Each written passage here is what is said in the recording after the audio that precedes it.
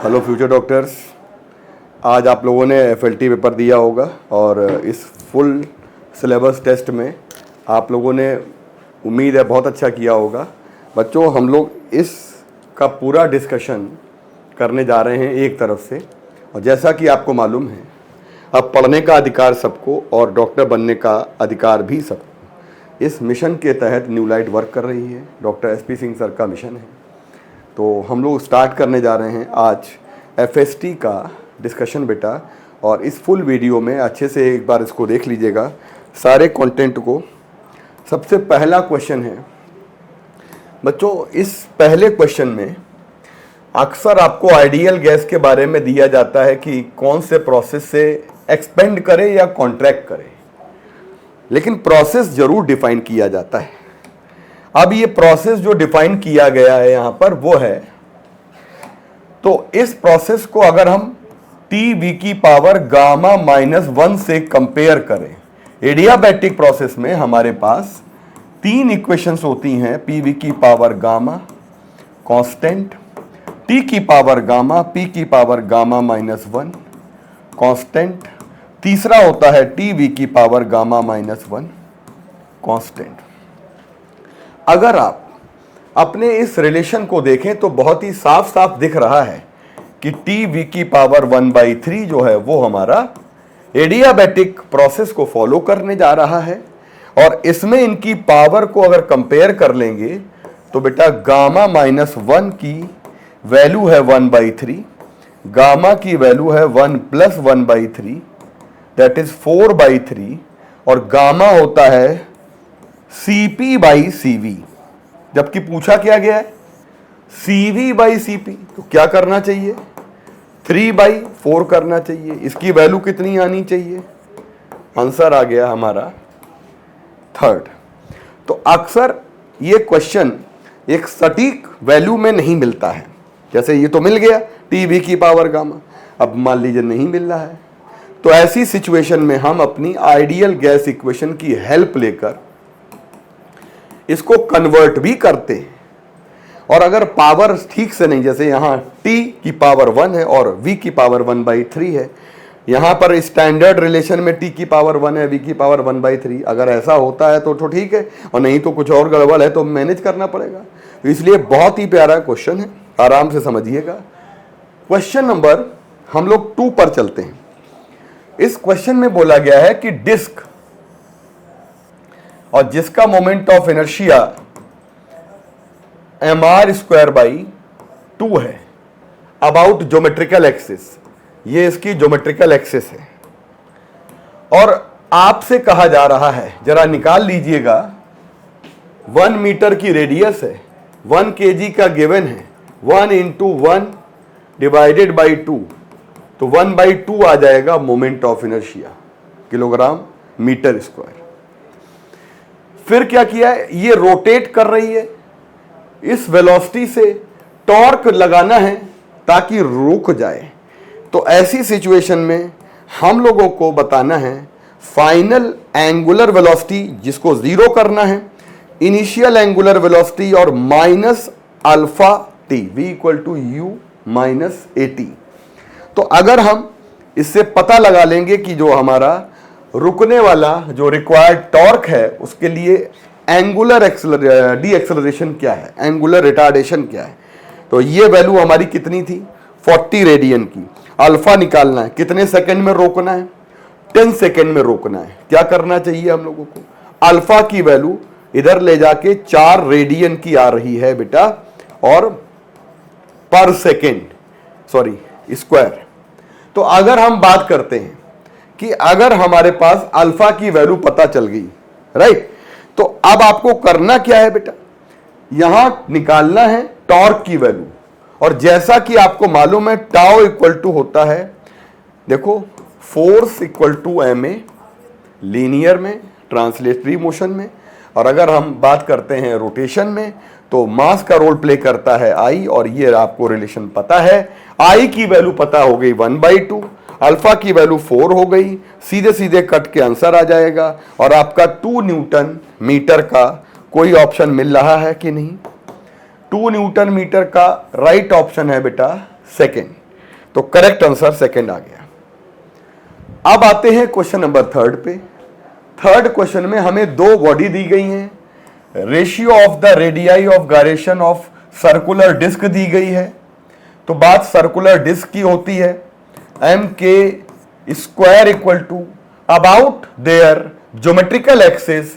तो देखो moment of inertia इसका आपको ज्योमेट्रिकल एक्सिस का लेना है, तो आ जाएगा M R square by 2। Equation हो गई पहली, radius of gyration of disc and circular ring. तो सर्कुलर रिंग की बात करते हैं हम लोग, तो ये आ जाएगा M R square, equation number 2 आ जाएगी। करना क्या है, इसको डिवाइड कर देना है, ये आ जाएगा हमारे पास डिस्क और रिंग के लिए, और बेटा m से m कैंसिल हो गया, और इसको सॉल्व करेंगे तो 1/2 आ रहा है। बेटा आप यहां पर स्क्वायर रूट कर देंगे तो इनकी रेडियाई ऑफ गायरेशन जो है 1/√2 के प्रॉपर एक रेशियो में आ जाती है। तो करेक्ट बेटा आंसर इसका आ जाएगा सेकेंड ऑप्शन, जिसमें 1/√2 आ रहा है। क्वेश्चन नंबर हम लोग आते हैं बेटा फोर्थ नंबर पे। एक मास दिया है 16 kg का, जो कि रेस्ट पर है। इनिशियल मोमेंटम इक्वल टू, एक मास टूट जाता है 2 पीसेस में, यानी कि कंसेप्ट हमारा एंगुलर मोमेंटम कंजर्वेशन का लग रहा है। और बेटा m1 v1 m2 v2, ठीक। इनिशियली 16 किलो का मास रेस्ट पर है, फाइनली 2 पीसेस 4 किलो का 12 किलो का दिया है, 4 किलो का दिया है प्लस 12 किलो का दिया है। वेलोसिटी 12 किलो वाले की 4 दी गई है, लेकिन 4 किलो वाले की वेलोसिटी नहीं मालूम है। अगर इसको हम सॉल्व करेंगे, क्योंकि इक्वल और ऑपोजिट मोमेंटम मिलने वाले हैं, तो 4v1 इक्वल टू आ जाएगा, और v1 की वैल्यू आ जाएगी, तो जैसा कि आपको मालूम है कि हमारे ये जो पार्टिकल्स होते हैं वो रेस्ट में जब ब्रेक करेंगे तो कंजर्वेशन ऑफ लीनियर मोमेंटम लगाएंगे हम लोग। तो यहां से एक काम ये हो जाएगा कि P1 प्लस P2 बराबर 0। इसका मतलब है कि P1 बराबर -P2, इक्वल और ऑपोजिट मोमेंटम। काइनेटिक एनर्जी दूसरे पार्टिकल की निकालनी, इसी वाले पार्टिकल की काइनेटिक एनर्जी निकालनी है, यानी कि 4 किलो की काइनेटिक एनर्जी निकालनी है, ठीक। तो काइनेटिक एनर्जी का फॉर्मूला होता है बेटा half mv1 square. Half m1 की वैल्यू कितनी है 4 kg, v1 की कितनी वैल्यू है 12 का स्क्वायर, ये 2 आ जाएगा, 144 आ जाएगा, 288 आ जाएगा। तो ये 288 जूल हमारा काइनेटिक एनर्जी है। ऐसे भी निकाल सकते थे क्या, कि किसी एक का मोमेंटम निकाल कर उतना ही मोमेंटम उस दूसरे पार्टिकल का दे सकते थे। एक इसका और मेथड बता रहा हूं, एक झटके में मोमेंटम निकल जाता है ना, इतना करने की जरूरत ही नहीं है। और हमें मालूम है कि p स्क्वायर इक्वल टू होता है 2me। तो मोमेंटम हमारा ओरली निकल गया, केवल मास से डिवाइड कर देना है, तो हमारे पास काइनेटिक एनर्जी आ जाएगी पहले वाले पार्टिकल की। गेटिंग माई पॉइंट, ठीक। तो वर्बली मोमेंटम हमारा यहीं से निकल रहा है, 12/4 से चल रहा है, और उसको हम दूसरे पार्टिकल के मास से डिवाइड कर देंगे तो उसकी काइनेटिक एनर्जी आ जाएगी, क्योंकि ब्रेक करने के बाद इक्वल और ऑपोजिट मोमेंटम दोनों में चले जाते हैं, मैग्नीट्यूड बराबर आ जाता है। नेक्स्ट क्वेश्चन पे आते हैं।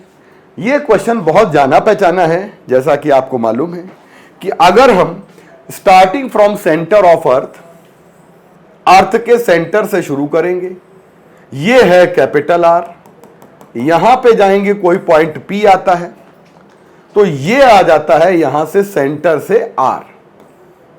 तो जैसे अगर हम बात करें सेंटर से लेकर यहां तक, तो ये आ जाएगा G प्रोपोर्शनल टू R।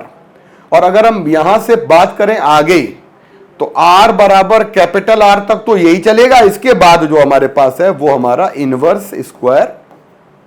तो रिलेशन हमारा जो बैठेगा सही कि अप टू R बराबर R, सरफेस ऑफ अर्थ तक तो हमारे पास स्ट्रेट लाइन आएगा, फिर रेक्टेंगुलर हाइपरबोला है। ये तो हो ही नहीं सकता, ये हो ही नहीं सकता, पुराना सवाल है, एनसीईआरटी पर है। तो किसी भी बच्चे को अगर कहीं पर भी इसमें दिक्कत आए तो एनसीईआरटी का पेज खोलिए और फटाफट इसको आप एक बार देखिए जरूर कि अच्छे क्वेश्चन ये आपके ग्राफ के एनसीईआरटी से ही उठाए जाते हैं हर बार।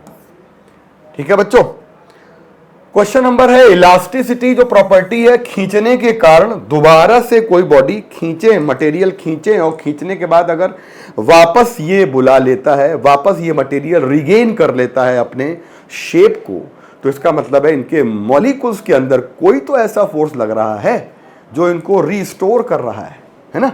तो रीस्टोरिंग फोर्स का मतलब होता है कि इंटरमॉलिक्यूलर फोर्स जो होता है ये इनका रीस्टोरिंग फोर्स की तरह वर्क करता है। जैसे हम बात करते हैं स्प्रिंग में, तो स्प्रिंग में जैसे काम करता है वैसे यहां पर इंटरमॉलिक्यूलर फोर्स जो होता है वो वर्क करता है। इलास्टिसिटी की मेन वजह यही है, cause of elasticity. At the given temperature, which of the following possess maximum velocity? RMS velocity का फॉर्मूला क्या होता है? VRMS बच्चे आता है अंडर रूट आता है 3RT बाई मोलर मास, क्योंकि गिवन टेम्परेचर है तो टेम्परेचर अगर गिवन है तो ये वैल्यू तो कांस्टेंट हो जाएगी। VRMS की जो वैल्यू है बेटा ये डिपेंड करती है हमारी under root of molar mass पे करती है। जिसका मोलर मास कम है उसकी वेलोसिटी ज्यादा हो जाएगी। मैक्सिमम पूछा गया है, जो सबसे हल्की गैस है वो ये है, तो इसी की वेलोसिटी जो है वो सबसे ज्यादा हो जाएगी। ठीक है बच्चों, नेक्स्ट वाले पर आ जाते हैं। Curie temperature is the temperature at which, ये थ्योरेटिकल क्वेश्चन है, इसमें कुछ करना नहीं है।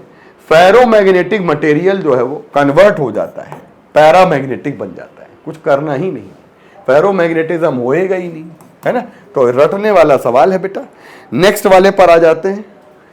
एक बढ़िया क्वेश्चन दिया है कि total energy in of the particle, तो टोटल एनर्जी होती है हाफ m ओमेगा स्क्वायर ए स्क्वायर। बताइए, सिंपल हार्मोनिक मोशन में एसएचएम में टोटल एनर्जी जो होती है वो हमारी एम्पलीट्यूड अगर ए दिया है तो टोटल एनर्जी का फॉर्मूला होता है हाफ m ओमेगा स्क्वायर ए स्क्वायर। इस वैल्यू को अगर हम मान लें कि ये 100 जूल है, दिए ही गए, तो करना क्या है, अब कह रहा है कि काइनेटिक एनर्जी बताइए एट व्हाट डिस्प्लेसमेंट, तो किस डिस्प्लेसमेंट पर निकालनी है।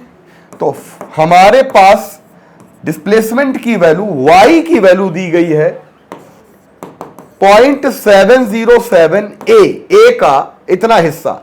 आपको बताएं ये फैक्टर जो होता है इसको हम a√2 कहते हैं, ये भी थोड़ा सा तैयार करना पड़ेगा। जैसे हम 1/1.414 को डिवाइड करें, 1/1.414 को डिवाइड करें 1/1.414, तो ये आता है 707। कई जगह ये यूज होने वाला फैक्टर है 0.707। तो इसका मतलब ये जो डिस्प्लेसमेंट दिया है ये √2 डिक्रीज करके दिया है, 1/√2 टाइम्स दिया है एम्पलीट्यूड का। तो अब आपको काइनेटिक एनर्जी किस डिस्प्लेसमेंट पे फाइंड करनी है, हाफ m ओमेगा स्क्वायर। ए स्क्वायर तो रहेगा, इसकी जगह पे आ जाएगा a/√2 का होल स्क्वायर, तो a स्क्वायर बाई 2 आ जाएगा, तो ये आ जाएगा हाफ m ओमेगा स्क्वायर और ये आ जाएगा a square and a square by 2।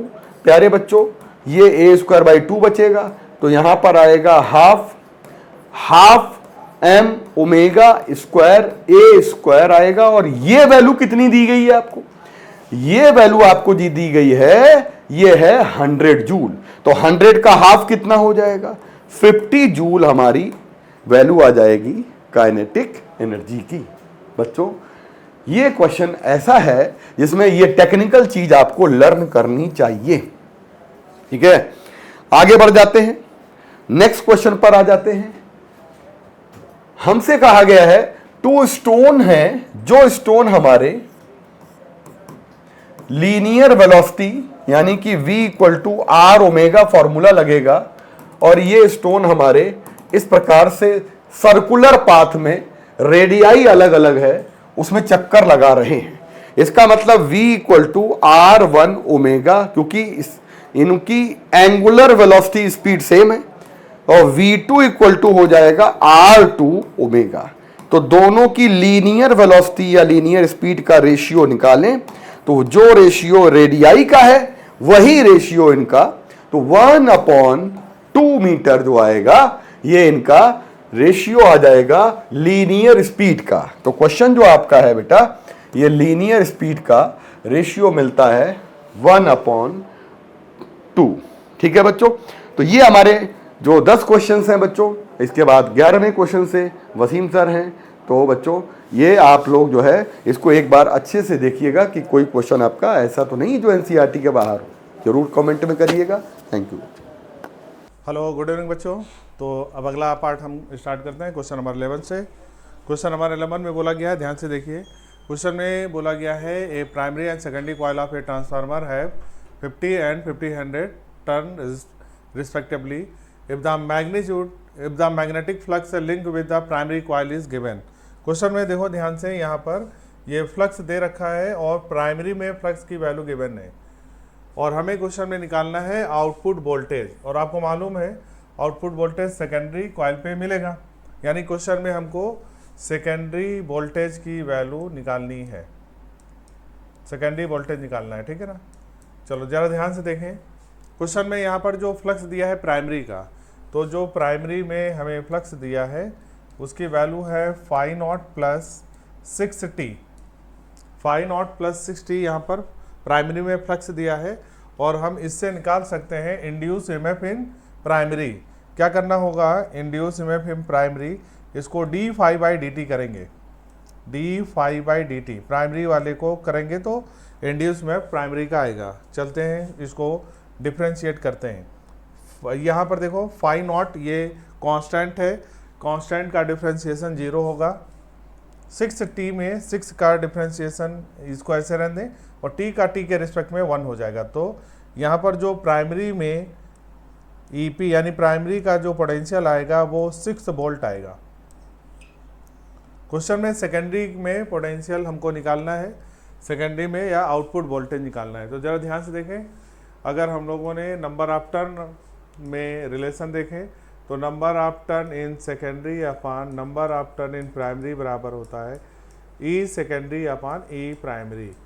Question में सेकेंडरी वोल्टेज निकलना है, ई सेकेंडरी की वैल्यू, तो ई सेकेंडरी यहाँ से बन जाएगा NS अपान NP into EP। Value put करते हैं, सेकेंडरी में यहाँ पर वैल्यू दे रखा है, ये प्राइमरी है ये सेकेंडरी, तो सेकेंडरी में हो गया 1500, प्राइमरी में वैल्यू क्वेश्चन में दे रखा है 50, प्राइमरी का यहाँ पर पोटेंशियल हम लोग निकाला 6, इसको काटेंगे तो ये वैल्यू आ जाएगा 30 इंटू 6, तो 30 इंटू 6 हो गया 180 वोल्ट। आउटपुट वोल्टेज की वैल्यू क्वेश्चन में पूछी गई है, सेकंड ऑप्शन करेक्ट होगा 180 वोल्ट। क्लियर है सभी को? ठीक है, अगला करते हैं क्वेश्चन नंबर 12। क्वेश्चन नंबर 12 को देखिए, if M is the magnetic moment and B is the magnetic field then the torque.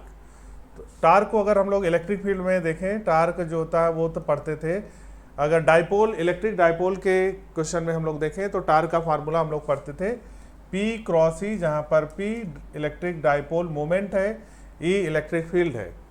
ठीक है ना, सेम ऐसा ही क्वेश्चन मैग्नेटिक में अगर हम लोग देखें तो टार्क का फार्मूला बनता था, टार्क का फार्मूला हम लोग कहेंगे P को मैग्नेटिक फील्ड में हम लोग रिप्रेजेंट करते हैं मैग्नेटिक डाइपोल मोमेंट M, और इलेक्ट्रिक फील्ड मैग्नेटिक फील्ड में अगर हम लोग पढ़ते हैं तो इलेक्ट्रिक फील्ड की जगह पर आ जाता है यहाँ मैग्नेटिक फील्ड।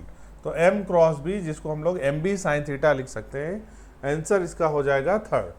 तो M क्रॉस B इसका राइट आंसर होगा। ठीक, क्वेश्चन नंबर इसके बाद देखते हैं 12 हो गया 13।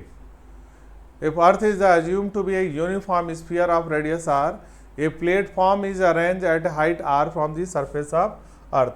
मान लेते हैं ये अर्थ की सरफेस है और इसका रेडियस है r, अर्थ का रेडियस कितना है r, और अर्थ के सरफेस से कितनी ऊंचाई पे, अर्थ के सरफेस से मान लेते हैं ये ऊंचाई है r ऊंचाई, तो सरफेस से ये ऊंचाई हमारी r हो गई इस जगह पर। क्वेश्चन में एस्केप वेलोसिटी की वैल्यू गिवन है, तो यहाँ पर जो एस्केप वेलोसिटी है उसकी वैल्यू v/n है, ठीक है ना। क्वेश्चन में v जो है वो escape velocity from the surface, यहाँ पर एस्केप वेलोसिटी सरफेस पे v है। तो क्वेश्चन में n की हमको क्वेश्चन में n√2 की वैल्यू निकालना है। कैसे निकालेंगे, चलो देखो ध्यान से। पहले तो हम लोग कंजर्वेशन ऑफ मैकेनिकल एनर्जी लगाएं। हमको क्वेश्चन में यहाँ की एस्केप वेलोसिटी दी है, ठीक है ना, v/n एस्केप वेलोसिटी है, और ये कहाँ पहुँच जाएगा, ये पहुँच जाएगा इनफाइनाइट पे। यानी किसी बॉडी को अगर हम लोग एस्केप वेलोसिटी से फेंकते हैं तो वो इनफाइनाइट पे पहुँच जाता है। कंजर्वेशन ऑफ मैकेनिकल एनर्जी लगाएं, तो इस पोजीशन पे काइनेटिक एनर्जी क्या होगा, तो इसको लिखेंगे काइनेटिक एनर्जी इनिशियल, और इस पोजीशन पे काइनेटिक पोटेंशियल एनर्जी इनिशियल हो गया। और जहाँ पहुँच गया कहाँ पर, इनफाइनाइट पे, तो kinetic energy at infinite, potential energy at infinite. फार्मूले को यहाँ पर देखें, इनिशियल काइनेटिक एनर्जी यहाँ पर हो जाएगा हाफ mv², b हो जाएगा यहाँ पर b/n, तो v²/n²। पोटेंशियल एनर्जी, यहाँ पर पोटेंशियल एनर्जी माइनस में कैपिटल G, और ये इसका मास कैपिटल M, और ये जो बॉडी है इसका mass small m by r। r जो लिया जाता है वो सेंटर से लिया जाता है, तो ये यहाँ से यहाँ तक की दूरी कितनी हो जाएगी, ये r है, ये भी r है, मिलके हो जाएगा 2r। इसको 2r लिखेंगे, equal to kinetic energy at infinite 0, potential energy at infinite 0, ठीक है ना। तो यहाँ से देखो ध्यान से, m से m कट गिर जाएगा, तो वैल्यू आ जाएगा हाफ v²/n²।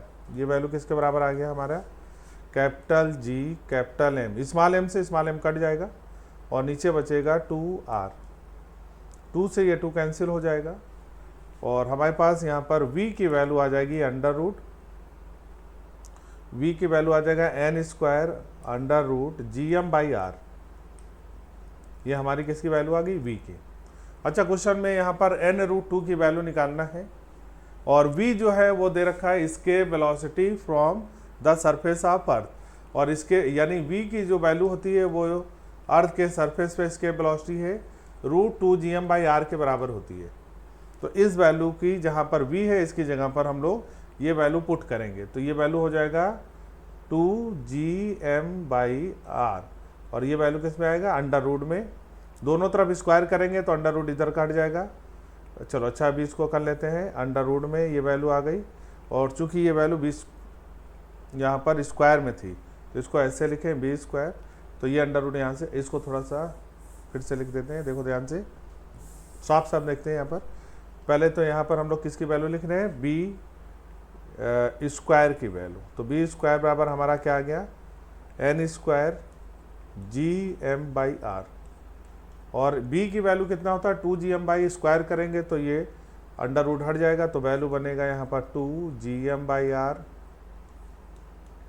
बराबर हो गया n² gm/R।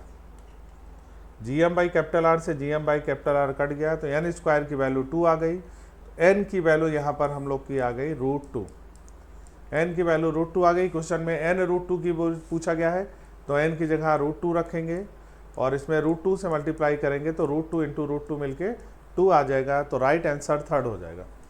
तो तीसरा इसका आंसर होगा, यानी कि आंसर जो आ रहा है वो 2 आ जाएगा। कॉन्सेप्ट के देख लो ध्यान से, एक प्लेटफॉर्म है जो कि अर्थ के सरफेस से r ऊंचाई पे है, यहाँ से एस्केप वेलोसिटी की वैल्यू v/n है, जहाँ पर v अर्थ के सरफेस पे एस्केप वेलोसिटी है।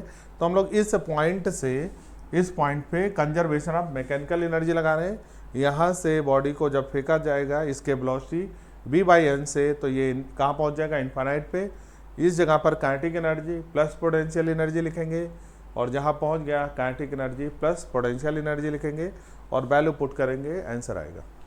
अगला करते हैं question number 14, power dissipated across the atom.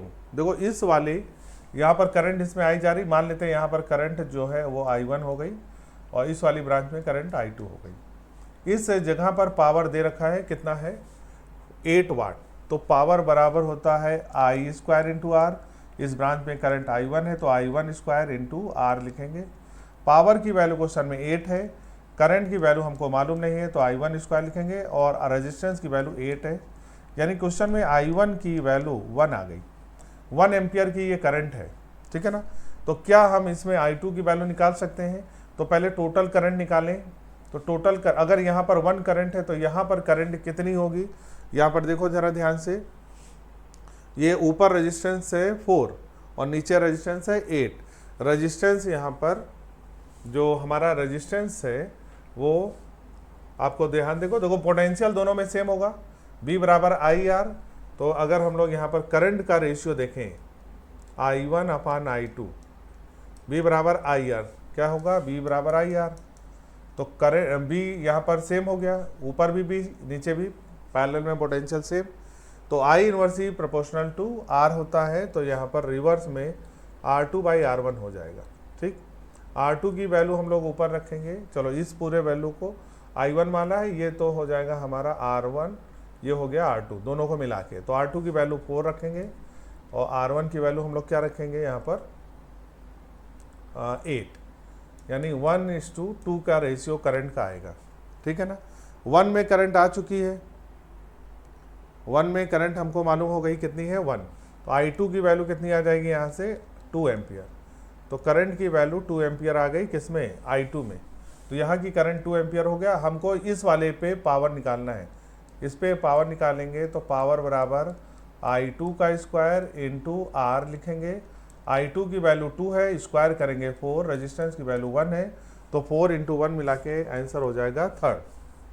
तो 14 का जो आंसर आएगा वो हम लोग का 3rd ऑप्शन आ जाएगा, ठीक है ना। चलो अगला देखें क्वेश्चन नंबर 15 में, the work function of metal ABC are given. और हमको क्वेश्चन में बोलना है कि कौन सा metal which emit the photo electron for radiation of wavelength 4200 angstrom. तो कौन सा यहाँ मेटल जो है वो फोटो इमिशन करेगा। तो फोटो इमिशन करने के लिए जो एनर्जी होनी चाहिए वो क्या होनी चाहिए? ग्रेटर देन वर्क फंक्शन होना चाहिए। तो पहले एनर्जी की वैल्यू हम लोग पुट करें, निकालें। एनर्जी की वैल्यू 12400 अपान 8200 से लिख सकते हैं, ठीक है ना। तो यहाँ पर वैल्यू लिख सकते हैं। तो वैल्यू को जब लिखेंगे यहाँ पर, वैल्यू को यहाँ इसको कट कर दें तो ये वैल्यू जो आएगी इलेक्ट्रॉन वोल्ट में आएगी, और यहाँ पर सॉल्व करने पे ये वैल्यू 1.5 इलेक्ट्रॉन वोल्ट आ रही है। यानी जो इंसिडेंट एनर्जी है, यानी जो इस वेवलेंथ की एनर्जी है वो 1.5 इलेक्ट्रॉन वोल्ट है। और आपको मालूम है कि कोई भी मेटल कोई भी एनर्जी जिसका वर्क फंक्शन गिवन हो, मान लो कोई मेटल का वर्क फंक्शन गिवन है, तो उस पर जो इंसिडेंट एनर्जी है उसकी वैल्यू अगर वर्क फंक्शन से ज़्यादा होगी तभी वहाँ से इलेक्ट्रॉन इमिट होंगे। यहाँ पर जो एनर्जी की वैल्यू है 1.51 इलेक्ट्रॉन वोल्ट है, और यहाँ पर जो तीनों मेटल हैं उसका वर्क फंक्शन इससे ज़्यादा है। इसका मतलब ये जो एनर्जी है वो सफिशियंट नहीं है, एनर्जी इज लेस देन क्या है? वर्क फंक्शन है यहाँ पर, इसलिए no photo emission takes place, no photo emission takes place. इसका मतलब यहाँ से फोटो इमिशन नहीं होगा। तो ऑप्शन कौन सा सही है? पहला, नन, ठीक है। चलिए अगला करते हैं क्वेश्चन नंबर 16। यहाँ पर दो चार्ज हैं, एक है Q1 दूसरा है Q3, और एक चार्ज है Q2 जो कि कहाँ पर रखा है 80 सेंटीमीटर दूर A से। और ये जो है इस चार्ज को हम लोग मूव करा है, Q2 चार्ज को मूव करा रहे हैं और ये यहाँ पर D तक पहुँचा रहे हैं। तो क्वेश्चन में बताना है चेंज इन पोटेंशियल एनर्जी की वैल्यू क्या होगी। अगर ये चेंज इन पोटेंशियल एनर्जी यहाँ पर गिवन है तो K की वैल्यू क्या होगी। ध्यान से देखो, चेंज इन पोटेंशियल एनर्जी को हम लोग क्या बोलते हैं? Work done. और वर्क डन का फार्मूला होता है जो चार्ज मूव कराया जा रहा है इनटू पोटेंशियल डिफरेंस। तो यहाँ पर चार्ज मूव कराया जा रहा है Q2, और कहाँ से कहाँ तक मूव कराया जा रहा है? C से D। तो पोटेंशियल डिफरेंस को हम लोग लिख सकते हैं V final minus V initial. ये हमारा कॉन्सेप्ट होता है वर्क डन को निकालने के लिए या चेंज इन पोटेंशियल एनर्जी को निकालने के लिए। अब देखो चार्ज यहाँ पर क्या है? Q2, इसको मूव कराना है और पोटेंशियल निकालेंगे D पे। यहाँ पे पोटेंशियल निकालना है, पोटेंशियल स्टैटिक चार्ज के कारण लिखेंगे, Q1 के कारण लिखेंगे और Q3 के कारण लिखेंगे, और किस पॉइंट पे लिखेंगे? D पॉइंट पे। इसका मतलब Q1 के कारण पोटेंशियल लिखना है D पे, Q3 के कारण पोटेंशियल लिखना है D पे। पहले ये हो गया इनिशियल पोटेंशियल, और फिर Q1 के कारण C पे लिखना है, Q3 के कारण C पे लिखना है, बस ये करना है। चलो तो D पे पोटेंशियल लिखेंगे 1/4 पाई एप्सिलॉन नॉट कॉमन कर लेते हैं, ये value 1/4 pi epsilon not common हो गई। चलो D पे पोटेंशियल लिखेंगे ड्यू टू Q1, तो Q1 बाई R होता है, तो Q1 बाई यहाँ से यहाँ तक दूरी ये 60 ये 20, क्योंकि ये अगर 80 है तो ये वाला भी कितना होगा 80 होना चाहिए, तो ये अगर 60 है तो 20 और जोड़ेंगे तो 80 होगा। तो Q1 से D की दूरी हो गई 80 सेंटीमीटर, मीटर में बदलेंगे तो 0.8 मीटर लिखेंगे। तो पोटेंशियल ड्यू टू Q1 हो गया। चलो अब लिखेंगे Q3 के कारण पोटेंशियल, प्लस का साइन लिखेंगे Q3 बाई R, और Q3 से D की दूरी हो गई 20 सेंटीमीटर, मीटर में बदलेंगे तो 0.2 हो गया। ये D पे पोटेंशियल आ गया ड्यू टू A, यानी due to Q1 and due to Q3, ये पोटेंशियल D पे हम लोग लिख लिए।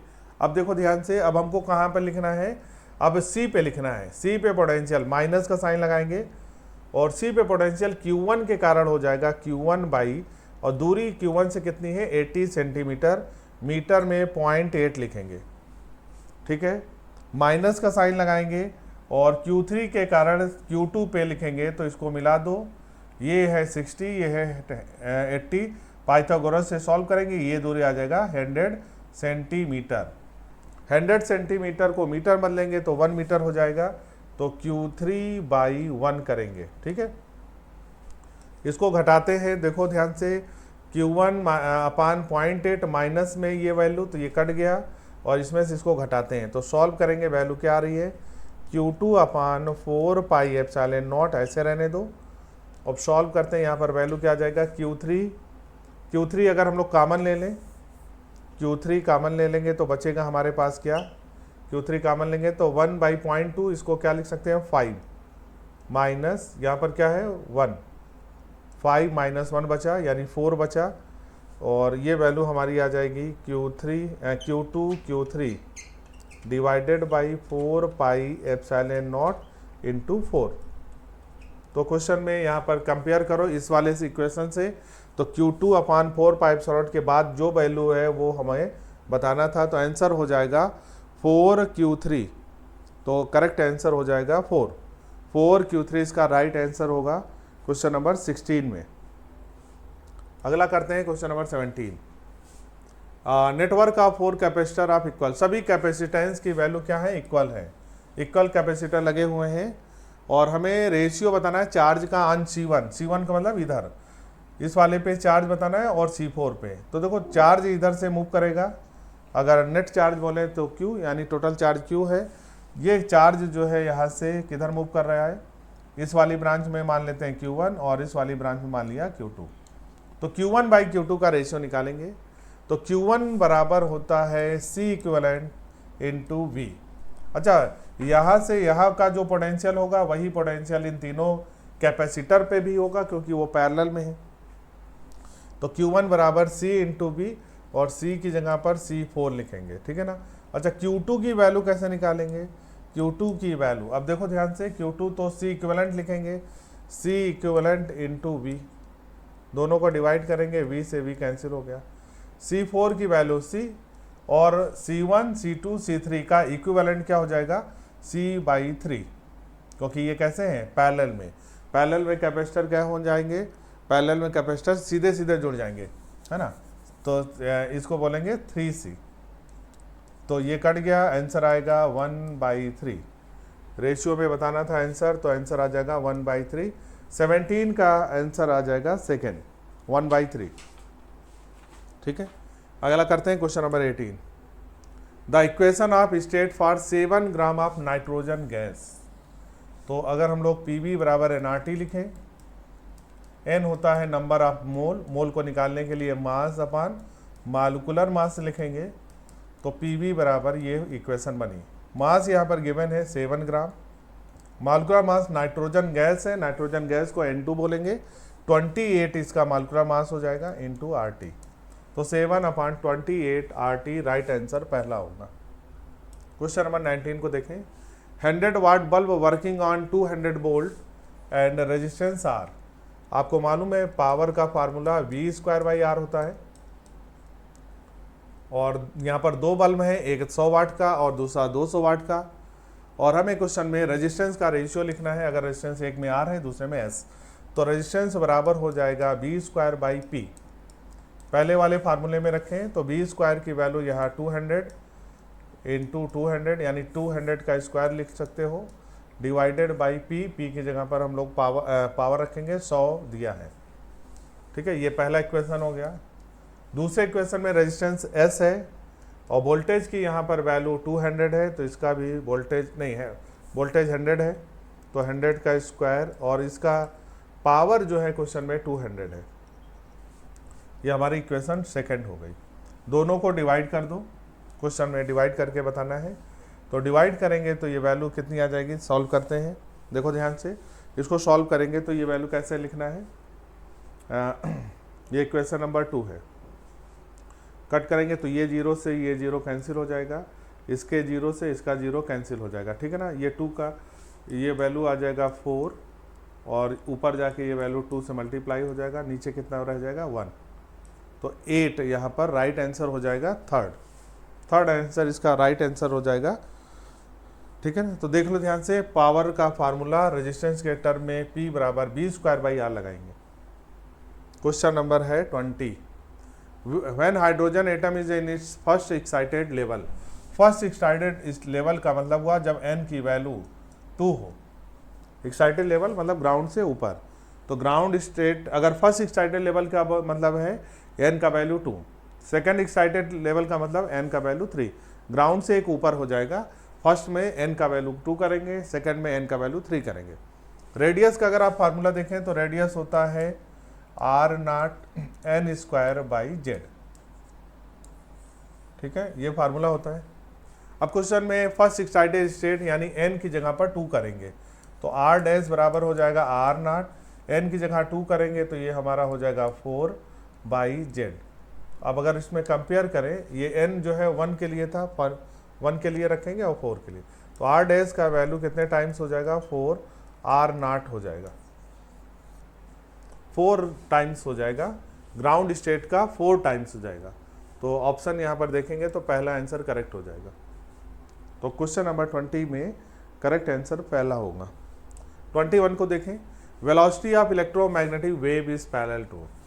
वेलोसिटी इलेक्ट्रोमैग्नेटिक वेव की जो डायरेक्शन होती है, यानी वी कैप जो होता है, वो हम लोग ए वेक्टर ई और ई क्रॉस बी से लिखते हैं, और ई क्रॉस बी का जो डायरेक्शन होगा, ई क्रॉस बी जो होगा, वो हमें ईएम वेव की वेलोसिटी का डायरेक्शन बताएगा। क्वेश्चन में बताना है कि ये वेलोसिटी किसके पैरेलल होगा। तो अगर हम लोग मान लेते हैं कि ये अगर हम लोग मान लेते हैं इलेक्ट्रिक फील्ड वेक्टर हो, और ये हमारा मान लो मैग्नेटिक फील्ड वेक्टर हो, तो ये जो v है इन दोनों के कैसा होगा, परपेंडिकुलर। आपको मालूम है कि अगर इलेक्ट्रिक फील्ड x में है और मैग्नेटिक फील्ड y में है, तो जो वेलोसिटी होती है वो z एक्सिस के अलोंग होगी। तो पूछा किसके पैरेलल में होगा, तो किसके पैरेलल में होगा, ई क्रॉस बी का जो डायरेक्शन आएगा, अगर इसको देखें राइट हैंड थंब रूल से निकालेंगे, ये प्लेन के परपेंडिकुलर आउटवर्ड होगा। तो इसके बाहर जो है वो हमारी किसकी डायरेक्शन आ रही है, वो ई क्रॉस बी की डायरेक्शन आ रही है, और इसी डायरेक्शन में ही वेलोसिटी भी है। इसका मतलब जो ई क्रॉस बी है वो बी के पैरेलल होगा। तो इसका आंसर कौन सा हो जाएगा, ई क्रॉस बी। पहला आंसर इसका राइट होगा 21 में। अगला करेंगे 22, work done in increasing the size of soap bubble. ध्यान से देखेंगे, सोप बबल का क्वेश्चन है, तो सोप बबल में क्वेश्चन में वर्क डन का फार्मूला लिखेंगे तो 2t इंटू डेल्टा ए लिखा जाएगा, है ना। ये सोप बबल के लिए लिखते हैं। चलो सॉल्व करते हैं। 2t की वैल्यू क्वेश्चन में 0.08 है। एरिया जो होता है सोप बबल का 4πr² लिखेंगे, और यहाँ पर जो रेडियस है R2 का स्क्वायर माइनस R1 का स्क्वायर करेंगे। चलो सॉल्व करेंगे। Value 2 into 0.08 into 4π। अब देखो रेडियस यहाँ पर कितना दिया है, 2 सेंटीमीटर से लेके 2 सेंटीमीटर से 6 हो गया, तो इसका करेंगे 36, और सेंटीमीटर को मीटर बदलेंगे तो 10 की पावर -4, इसको कॉमन करके बाहर कर लें तो 10 की पावर -4 बाहर कर लिया। R1 की वैल्यू 2 रखेंगे, स्क्वायर करेंगे तो ये 4 हो जाएगा। तो वैल्यू जब सॉल्व करेंगे तो ये वैल्यू हमारी पहली इक्वेशन सेकंड ऑप्शन इसमें आ जाएगा। कैलकुलेट करेंगे तो सेकंड ऑप्शन यहाँ पर करेक्ट हो जाएगा, ठीक है ना। तो इसको सॉल्व कर सकते हो। ये 32 हो गया, 2 × 0.08 इंटू पाई, देखो पाई में आंसर आएगा तो 4 को ऐसे रहने दो, पाई को ऐसे रहने दो, और ये जो है वैल्यू 32 आ गई, ठीक। और यहाँ से सॉल्व करेंगे 32 × 2 × 0.08 × 4, तो ये वैल्यू आ जाएगी। मिली जूल है, 10 की पावर -3 करेंगे, ठीक। चलो अगला करते हैं यहाँ पर question number 23। When an unpolarized light of intensity I0, देखो मान लेते हैं ये हमारी जो अनपोलराइज लाइट है, इसका मतलब ऐसे हम लोग बनाएं, इसको हम लोग क्या बोलेंगे, अनपोलराइज लाइट। और ये जब किसी पोलराइड से पास होती है, ये हमारा पोलराइड है, और आपको मालूम है जब ये अनपोलराइज लाइट किसी पोलराइड से पार होगी, इसको P1 बोलेंगे, तो यहाँ पर जो अनपोलराइज लाइट है वो पोलराइज लाइट में बदल जाएगी, और पोलराइज लाइट की जो इंटेंसिटी आएगी यहाँ पर जो आएगी वो ऐसे आ जाएगी, और इसकी इंटेंसिटी कितनी हो जाएगी, ये आधी हो जाती है। तो अनपोलराइज लाइट, ये हमारी इंटेंसिटी I0 है, ये अनपोलराइज लाइट है, और अनपोलराइज लाइट पोलराइज लाइट में बदल जाएगा तो इंटेंसिटी आधी हो जाएगी, पोलराइज लाइट। तो ये पोलराइज में बदल जाएगा लेकिन इंटेंसिटी क्या हो जाएगी, आधी हो जाएगी। तो इंटेंसिटी ऐसे लिखेंगे I0/2, आंसर हो जाएगा पहला। अगला देखो, when the number of nucleon in A nuclei increases the binding energy per nucleon. तो अगर ग्राफ को देखा जाए, यहाँ पर हम लोग ग्राफ पढ़ते हैं बाइंडिंग एनर्जी पर न्यूक्लियन का, और इसको हम लोग यहाँ पर ग्राफ में अगर देखें तो यहाँ पर ग्राफ थोड़ा सा जिगजैग बनता है, पर शुरू में ऐसे बनता है, फिर ऐसे घटता है, ठीक है ना। तो शुरू में बढ़ेगा यानी फर्स्ट इंक्रीजेस, फिर डिक्रीजेस, और विद मास नंबर, यानी कि अगर इसको हम लोग मास नंबर लिखें तो बाइंडिंग एनर्जी पर न्यूक्लियन जो होता है उसका ग्राफ अगर आप लोग एनसीईआरटी में देखा होगा तो ये ग्राफ बनता है, पहले बढ़ेगा फिर घटेगा। तो राइट आंसर इसका हो जाएगा 4, first increases and then decreases and with increase of mass number. Question number 25, यहाँ पर मैच कराना है ग्राउंड स्टेट में और first excited state, second excited. Ground state का मतलब हुआ था n का वैल्यू 1, फर्स्ट एक्साइटेड स्टेट मतलब n बराबर 2, सेकंड एक्साइटेड स्टेट मतलब n बराबर 3, और थर्ड एक्साइटेड स्टेट मतलब n बराबर 4। सभी के लिए हमको लिखना है यहाँ पर क्वेश्चन में काइनेटिक एनर्जी, है ना, एनर्जी का या काइनेटिक एनर्जी के लिए वैल्यू लिखेंगे। तो आपको मालूम है अगर हम लोग हाइड्रोजन के लिए हम लोग स्पेक्ट्रम बनाते थे ऐसे, तो ग्राउंड पे एनर्जी की वैल्यू लिखना होता था। तो यहाँ पर हम लोग क्या लिखते थे, काइनेटिक एनर्जी अगर मान लो लिखना है तो फर्स्ट n बराबर 1 के लिए हम लोग -13.6 इलेक्ट्रॉन वोल्ट, 2 के लिए माइनस का 3.4 इलेक्ट्रॉन वोल्ट, और 1.51 इलेक्ट्रॉन वोल्ट, और माइनस का 0.85 इलेक्ट्रॉन वोल्ट लिखते हैं, ठीक है। ये n बराबर 1 है, 2 है, 3 है, 4 है, मैच कराना था। तो n बराबर 1 के लिए तो ये -13.6 एनर्जी का आएगा, लेकिन काइनेटिक एनर्जी पूछा है, ध्यान रखेंगे। और काइनेटिक एनर्जी की वैल्यू पॉजिटिव होती है, तो यहाँ पर जो टोटल एनर्जी है उसको पॉजिटिव में कर देंगे, वही काइनेटिक एनर्जी हो जाएगी। तो ये हमारी टोटल एनर्जी है। काइनेटिक एनर्जी के लिए हम लोग इसकी वैल्यू प्लस कर देंगे, तो पहले के लिए आ जाएगा प्लस का 13.6। चलो n बराबर 2 के लिए लिखेंगे तो माइनस का 3.4 टोटल होता है, काइनेटिक एनर्जी प्लस में हो जाएगा, तो 2 के लिए आंसर हो जाएगा 4। तो a का 1, 2 का 4, एक ही ऑप्शन दिख रहा है पहले में यही दे रखा है, तो यहाँ से मैच करा लेंगे। ध्यान रखेंगे ये काइनेटिक एनर्जी का है, तो काइनेटिक एनर्जी पॉजिटिव होगी, ये आप ध्यान रखेंगे। क्वेश्चन नंबर 26, वेक्टर दे रखा है are perpendicular to each other. तो ये वेक्टर ए, ये वेक्टर बी, और अगर दो वेक्टर परपेंडिकुलर हैं तो उनका डॉट प्रोडक्ट 0 होगा। व्हेन वेक्टर्स क्या हो परपेंडिकुलर, ईच अदर। अगर दो वेक्टर परपेंडिकुलर हैं तो उनका डॉट प्रोडक्ट 0 होना चाहिए, तो इनका डॉट प्रोडक्ट निकालेंगे तो 3i का डॉट प्रोडक्ट 2i के साथ करेंगे तो ये बचेगा 6। aj का bj से करेंगे तो ये प्लस का a इंटू बी हो जाएगा, और 2k का प्लस 4 का k करेंगे तो ये 8 हो जाएगा, इक्वल टू 0 करेंगे। ab का वैल्यू अगर हम लोग देखें तो ये हो गया 8 प्लस 6 14 माइनस का 14। क्वेश्चन में हमको बताना 4ab का वैल्यू 4 से मल्टीप्लाई कर देंगे तो 4ab बराबर माइनस 14 इंटू 4, और ये वैल्यू माइनस का 56 यानी 56 आ जाएगा। Answer number 3। Question number 27। If the unit of force, energy and velocity in a new system of 20, 10 and 10 metre per second, then the unit of distance। अच्छा, अगर हम लोग एनर्जी की बात करें तो वर्क बराबर हम लोगों ने फोर्स इंटू डिस्प्लेसमेंट पढ़ा है। वर्क मतलब एनर्जी हो गई, इसको क्या लिख सकते हैं, इसको एनर्जी लिख सकते हैं, वर्क को एनर्जी लिख सकते हैं, और डिस्प्लेसमेंट को लेंथ लिख सकते हैं। तो डिस्प्लेसमेंट बराबर W/F, W मतलब एनर्जी हो गई। क्वेश्चन में एनर्जी कितना दिया है 10, और फोर्स कितना दिया है क्वेश्चन में 20, तो 10/20 यानी 1/2 0.5, यानी जो यहाँ पर डिस्टेंस होगा वो 0.5 मीटर होगा। आंसर सेकंड हो जाएगा। अगला क्वेश्चन है 28। The magnifying power of telescope for relax size. Magnifying power relax size telescope में FO/FE से लिखेंगे। क्वेश्चन में ये वैल्यू गिवन है हमारी 9, तो FO की अगर वैल्यू लिखें तो ये हो गया हमारा 9FE। ठीक है, पहला हम लोगों ने यहाँ लिख लिया। अब बोला गया है distance between objective and eyepiece, यानी क्वेश्चन में FO प्लस FE ये कितना है, डिस्टेंस है 20 सेंटीमीटर। FO प्लस FE ये डिस्टेंस कहलाता है, जिसको L लिखते हैं। FO प्लस FE की वैल्यू 20 है, FO की जगह 9FE रख दें तो 9FE plus FE equal to हो गया 20। तो FE की वैल्यू अगर हम लोग देखें तो ये वैल्यू आएगा 2 सेंटीमीटर। FE की वैल्यू 2 आ गई, तो FE अगर हम देखें तो 2 आ गया। FO की वैल्यू निकालना है, FO बराबर है 9 इंटू 2 यानी ये वैल्यू 18 आएगा। तो 2 इंटू 2 और 18 इसका राइट आंसर होगा। पहला आंसर दिया है, करेक्ट हो जाएगा। Question number 29।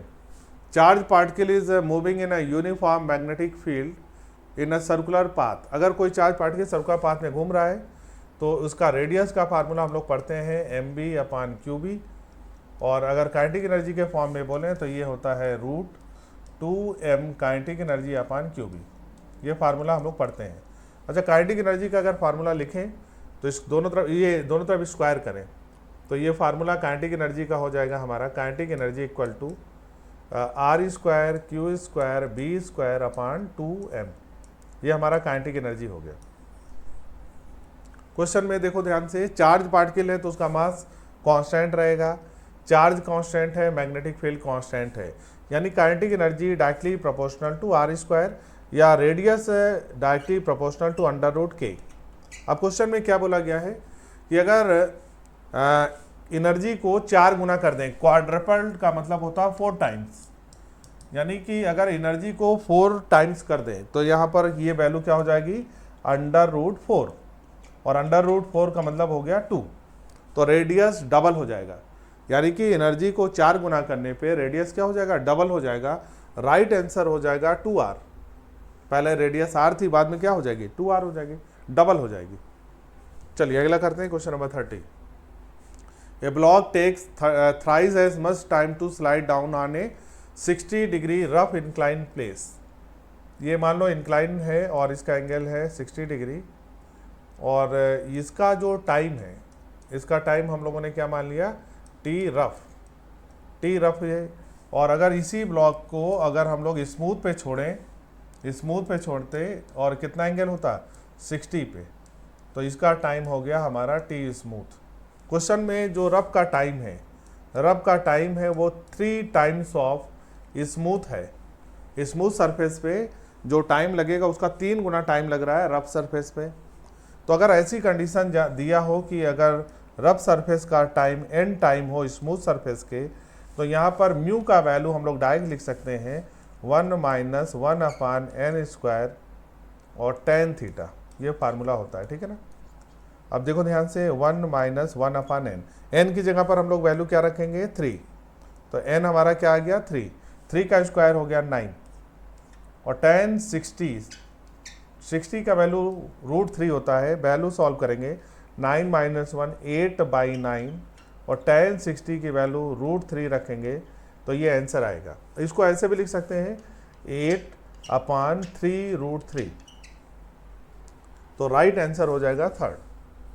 ठीक है भाई, तो ये थे 10 से लेके मतलब 11 से लेके 30 तक के क्वेश्चन। अगर आपको इनमें से कोई भी क्वेश्चन में या किसी कॉन्सेप्ट में किसी भी टाइप की प्रॉब्लम है तो कमेंट करिएगा। कमेंट आप लोग क्वेश्चन को देखकर जो भी क्वेश्चन में आपको डाउट है वो कमेंट करिए, या आप जो है ऑफलाइन अगर क्लास कर रहे हैं या टेस्ट दे रहे हैं तो आप आके यहाँ पर कोचिंग में अपने डाउट को क्लियर कर लीजिए। ठीक है, उम्मीद है आपको डिस्कशन अच्छे से समझ में आ गया होगा। अच्छे से पढ़ते रहिए, टेस्ट देते रहिए।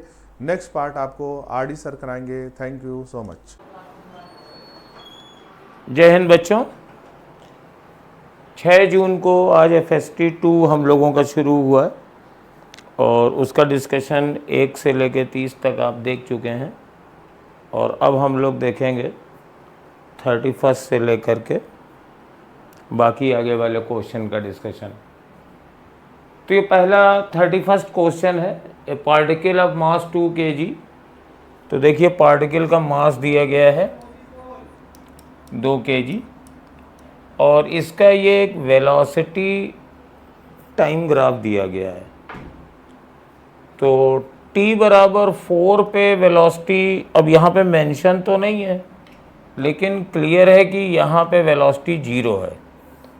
t बराबर 4 पे वेलोसिटी 0 है, और t बराबर 8 सेकेंड पर वेलोसिटी 8 मीटर पर सेकेंड है, और मुझे वर्क डन निकालना है।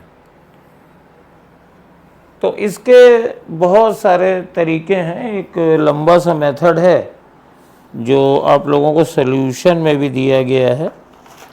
वर्क बराबर पहले पावर निकाला गया, फिर MA निकाला गया। सॉल्यूशन आप लोगों को मिल चुका होगा, लेकिन इसको करने का एक बड़ा सिंपल मेथड है। हम इसको लगा देंगे वर्क एनर्जी थ्योरम से। वर्क एनर्जी थ्योरम भाई पढ़ी तो है ही है। तो वर्क एनर्जी थ्योरम कहती है चेंज इन काइनेटिक एनर्जी बराबर work done by resultant force, या work done by all the forces acting on the particle. तो वर्क निकालने के बजाय हम चेंज इन काइनेटिक एनर्जी निकालेंगे और वही आंसर वर्क डन के बराबर होगा। अब काइनेटिक एनर्जी क्या होती है? Kinetic energy eight 8 second minus kinetic energy eight 4 second. 4 to 8 second तक वर्क डन निकालना है ना। तो काइनेटिक एनर्जी होती है हाफ mv²। तो मास तो दिया गया है 2, और 8 सेकेंड पर वेलोसिटी 5 है, तो 5 का स्क्वायर, और माइनस ये आपका काम आसान कर दिया है पेपर सेटर ने। चौथे सेकेंड पे काइनेटिक एनर्जी 0 है तो 0 का स्क्वायर, तो ये तो पूरा 0 ही हो गया। ये 2 से 2 कट गया, ये 25 आ गया, तो आंसर मेरा आ गया 25 जूल। तो फर्स्ट ऑप्शन इसका करेक्ट है। बहुत सिंपल क्वेश्चन था। अगर आप वेलोसिटी टाइम ग्राफ से एक्सेलेरेशन निकालेंगे, फिर F बराबर MA करके निकालेंगे, तो आपको थोड़ा प्रोसेस करना पड़ेगा। जब भी आपको velocity as a function of time दी जाए या displacement as a function of time दिया जाए पार्टिकल का, और वर्क डन पूछा जाए, तो आप हमेशा वर्क काइनेटिक एनर्जी थ्योरम से इस क्वेश्चन को किया करिए। ये सबसे जल्दी और सबसे एक्यूरेट आंसर दे देता है। तो बच्चों ये आप समझ गए होंगे। आप जो खास ट्रिक है वो नोट करते चला करिए, क्योंकि पेपर सोल्यूशन करते समय हम लोग बहुत सारी और भी चीज़ें बताते हैं जो आपको जनरल भी सॉल्व करने में आता है। और देखो ये जो 31 क्वेश्चन है, ये सेमीकंडक्टर चैप्टर की लाइन उठाई गई है, और इसमें पूछा गया है, कॉलम है, मेटल्स है, और सेमीकंडक्टर है, इंसुलेटर्स है। तो इंसुलेटर में हमारे पास, और ये इधर रजिस्टिविटी दी गई है। तो ये भाई चीज़ आपको बिल्कुल याद होनी चाहिए। आप सेमीकंडक्टर का चैप्टर खोलिए, शुरुआत में हमें सब चीज़ें दी गई हैं, एक टेबल टाइप की दी गई है, उसमें मेटल, सेमीकंडक्टर्स और इंसुलेटर्स और इनकी साथ में कंडक्टिविटी और रेजिस्टिविटी सब दी गई है। अब मेटल्स की जो रेजिस्टिविटी होती है वो सबसे कम होती है,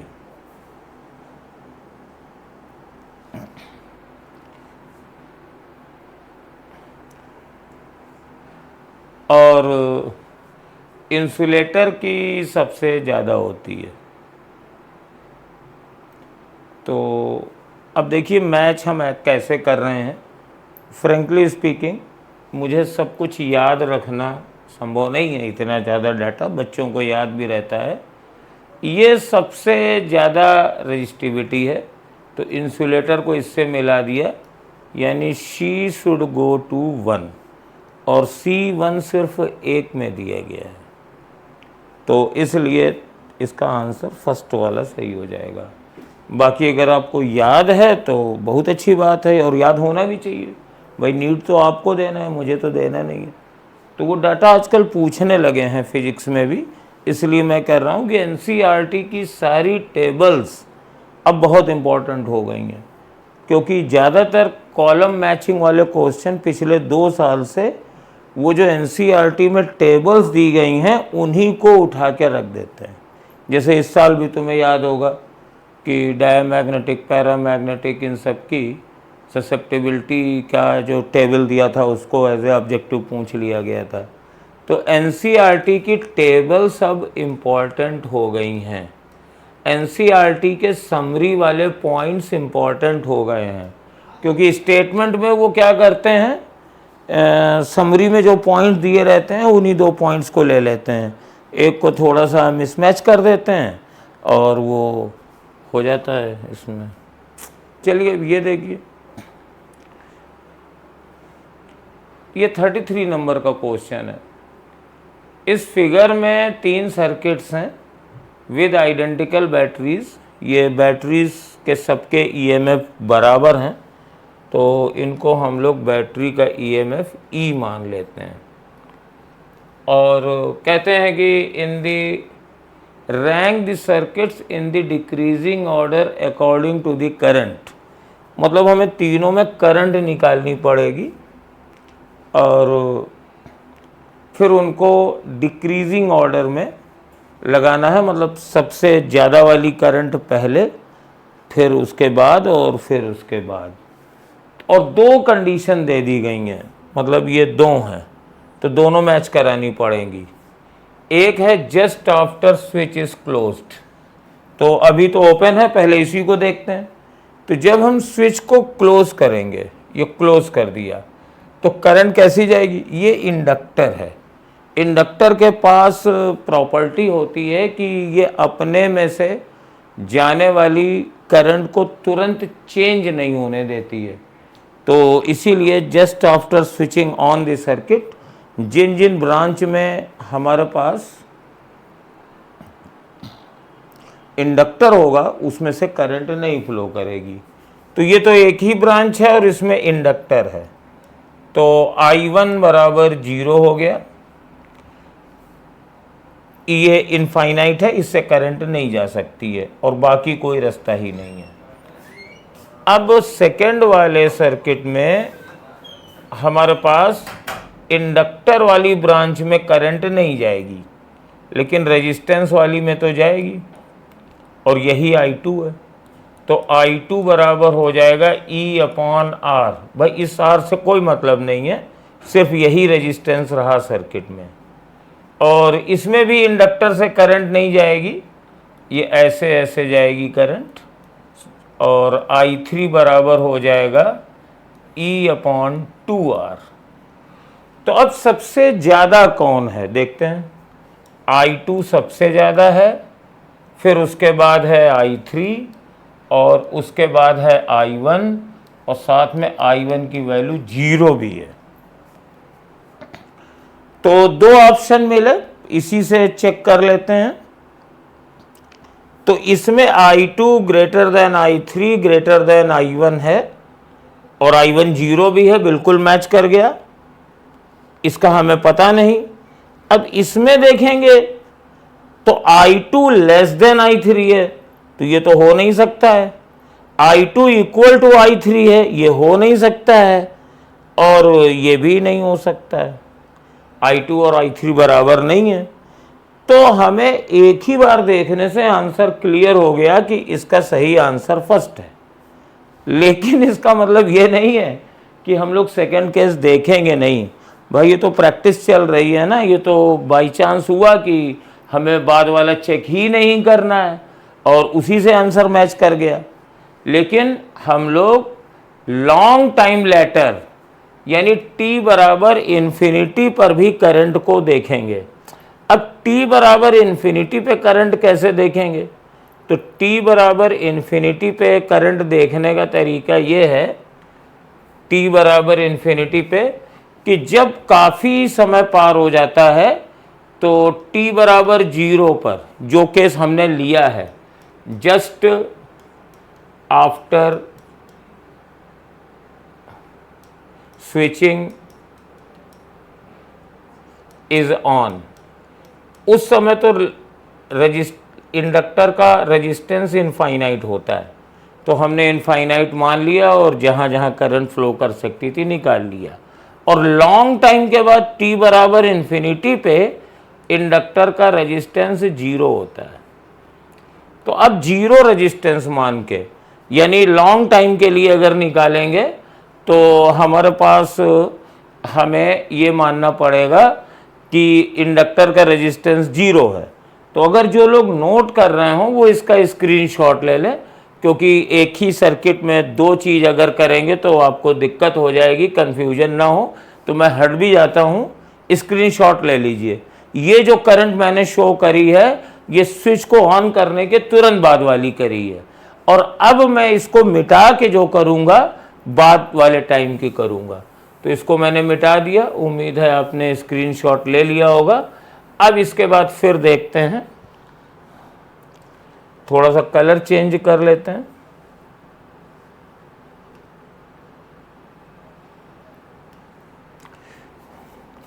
ये हमारे पास ईएमएफ है और साथ में इस बार ये 0 रेजिस्टेंस है, ये सब 0 रेजिस्टेंस है, इसका रेजिस्टेंस 0 है। तो अब देखिए करंट कैसे जाएगी, बहुत इंटरेस्टिंग फिनोमिनन है। ये ऐसी जाएगी कि ये 0 रेजिस्टेंस है, स्विच तो ऑन है ही, स्विच को ऑन किए हुए बहुत देर हो गई, तो करंट ऐसे जाएगी इस तरीके से। तो ये I1 बराबर हो जाएगा E/2R, इसका रेजिस्टेंस 0 हो गया और ये R और R हो गया। अब यहां पर देखिए इसमें क्या है, इसका रेजिस्टेंस, ये मैंने इंडक्टर का रेजिस्टेंस 0 मानना है, तो इसका रेजिस्टेंस 0 है। तो अब अगर हम रेजिस्टेंस निकालेंगे तो दो ब्रांचेस हैं, R ये भी है, R ये भी है, और यहाँ से जो करंट जाएगी ऐसे ऐसे जाएगी। तो इसका इक्विवेलेंट रेजिस्टेंस कितना है? इक्विवेलेंट रेजिस्टेंस ये R और R पैरेलल में है, तो रेजिस्टेंस हो गया R/2, और I2 बराबर हो जाएगा E/R/2, यानी 2E/R। समझ गए ना, ये दोनों पैरेलल में है, तो बैटरी से जुड़ा हुआ नेट रेजिस्टेंस R/2 है। तो मैंने करंट ये जो निकालनी है बैटरी से दी गई, ये डिवाइड करके निकाल ली। और इसमें अगर निकालेंगे तो देखिए ये हमारे पास करंट ऐसे चलेगी, ऐसे आएगी और इससे नहीं जाएगी क्योंकि इसका रेजिस्टेंस 0 है, इस ब्रांच से करंट नहीं जाने वाली है। तो I3 बराबर हो जाएगी ओनली E/R। ये तो भाई रहा नहीं, ये एक सर्किट बन गया E/R। तो अब देखिए सबसे बड़ा कौन है? I1 है E/2R। तो I1 तो सबसे छोटी हो गई और I2 सबसे बड़ी हो गई, तो I2 E/2E/R और उससे छोटी E/R यानी I3 और उससे भी छोटी है हमारे पास फर्स्ट सर्किट में I1। तो देखिए इसी के साथ ये मैच भी कर रहा है। हालांकि इस क्वेश्चन में इसको करने की ज़रूरत नहीं थी, इसी से काम चल गया था, लेकिन आपको आना तो दोनों ही चाहिए। तो अगर समझ में आ गया हो तो कमेंट में समझ गए, अंडरस्टैंड, लाइक, शेयर वगैरह कर देना, है ना। तो बहुत अच्छा क्वेश्चन था ये, और इसमें कैलकुलेशन भी ज़्यादा नहीं थी। और सबसे अच्छी बात ये थी कि सर्किट को देख के तो डर लग रहा था, लेकिन खाली पहले पार्ट से ही बहुत इजीली आंसर मैच कर गया था। अब ये बहुत ही रटा रटाया क्वेश्चन है, आपको 34 नंबर है, identify the logic operation carried out.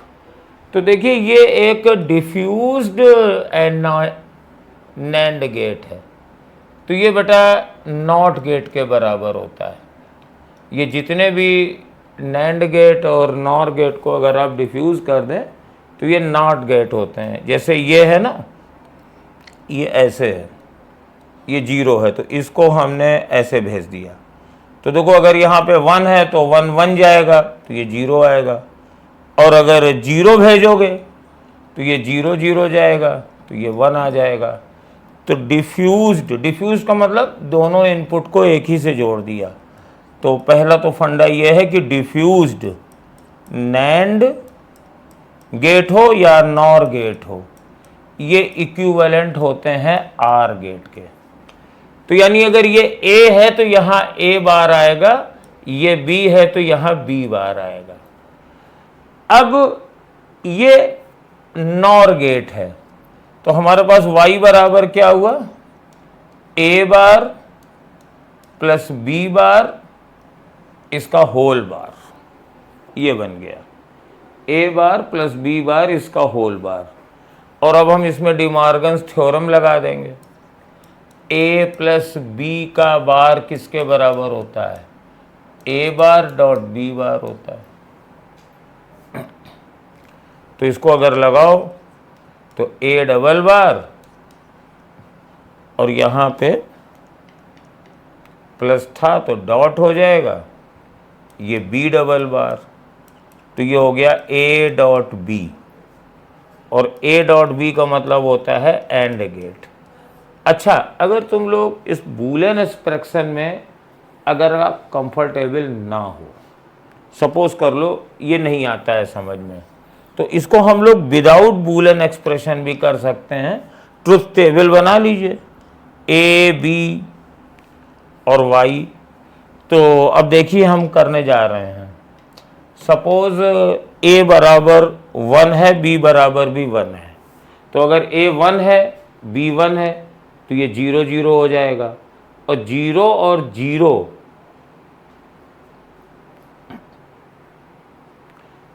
और 0 जब करेंगे तो आर गेट 0 होगा, नॉर गेट 1 होगा, तो ये 1 1 का 1 हो गया। अब मान लो 1 0 कर लिया, तो 1 0 किया तो ये 0 हो गया, ये 1 हो गया, तो आर गेट 1 होगा, तो ये 0 हो जाएगा।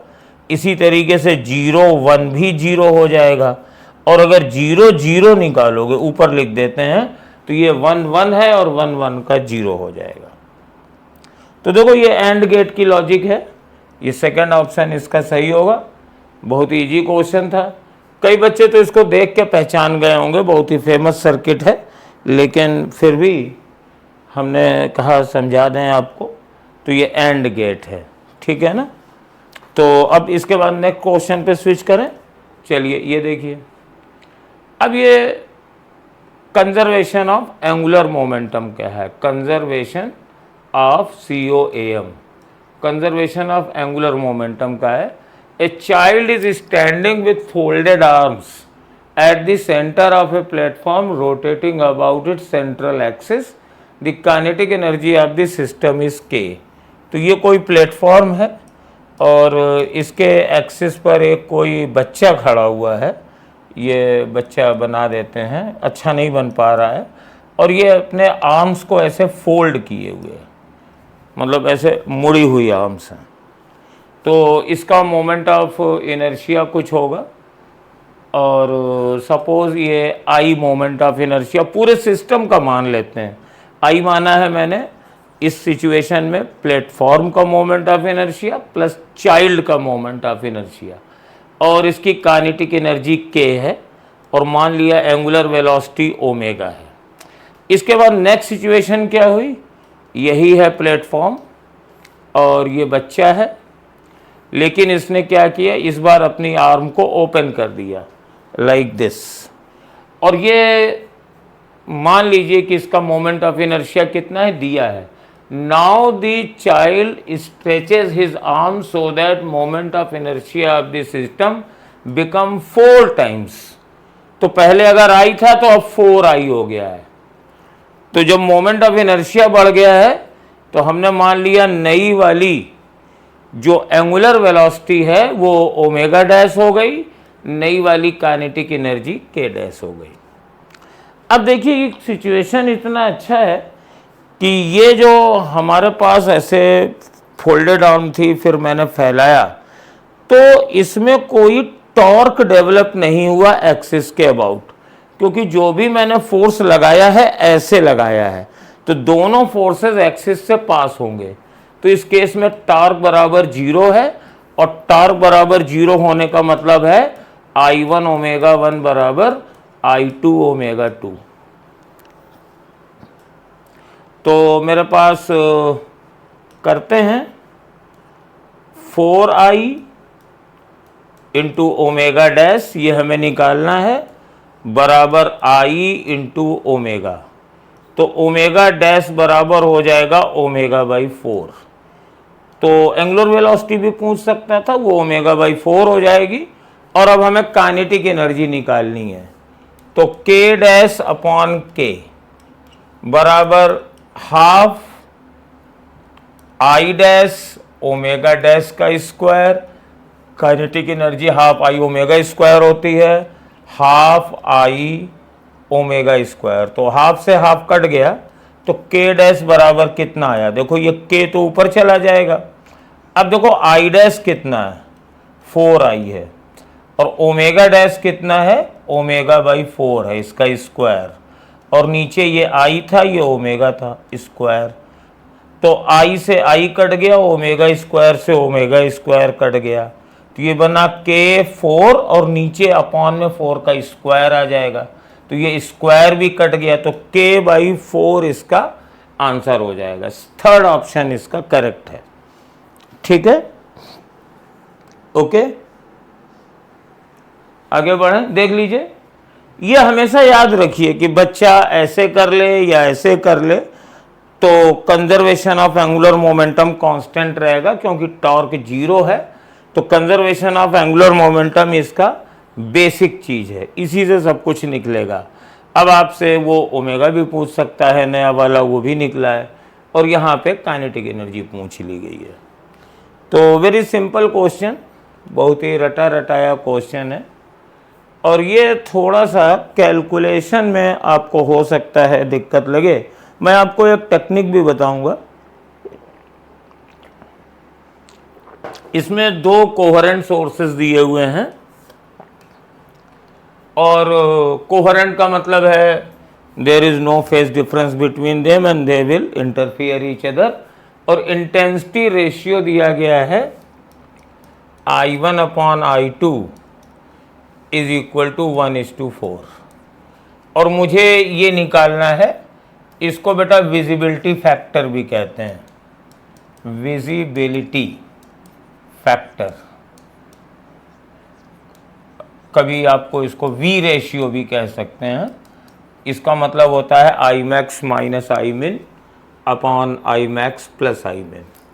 तो अब हम इसको निकालते हैं, आई मैक्स, विजिबिलिटी फैक्टर का ये उल्टा है, एक्चुअली ये उल्टा है, ये visibility factor 1 upon visibility factor है, visibility factor this upon this होता है, I max minus I min upon I max plus I min.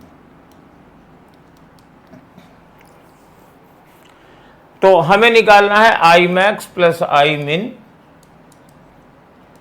Upon I max minus I मिन।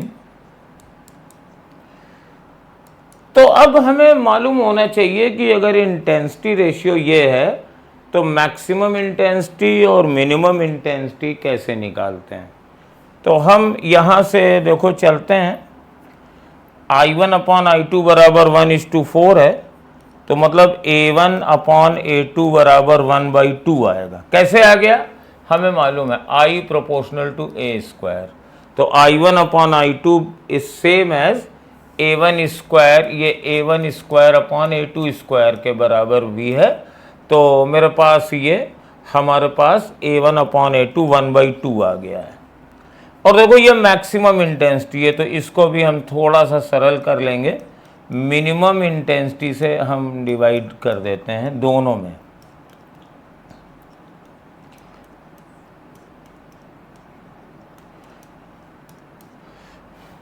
ये और थोड़ी सी आपको चीज़ बता दें, थोड़ा सा मैं पेज बदल देता हूँ क्योंकि मैं आपको कुछ और भी बताना चाहता हूँ कि जो आई मैक्स अपॉन आई मिन है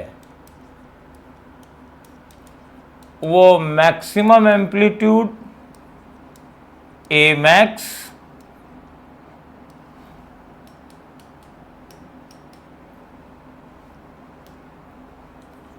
ये ए मैक्स ये भागने लगता है अपॉन ए मिन,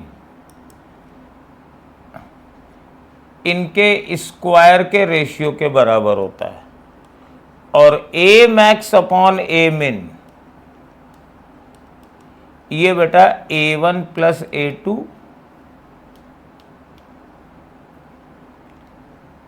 A1 प्लस A2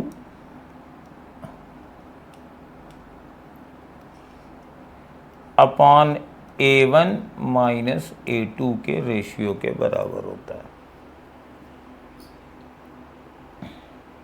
ये चीज आपको मालूम होनी चाहिए।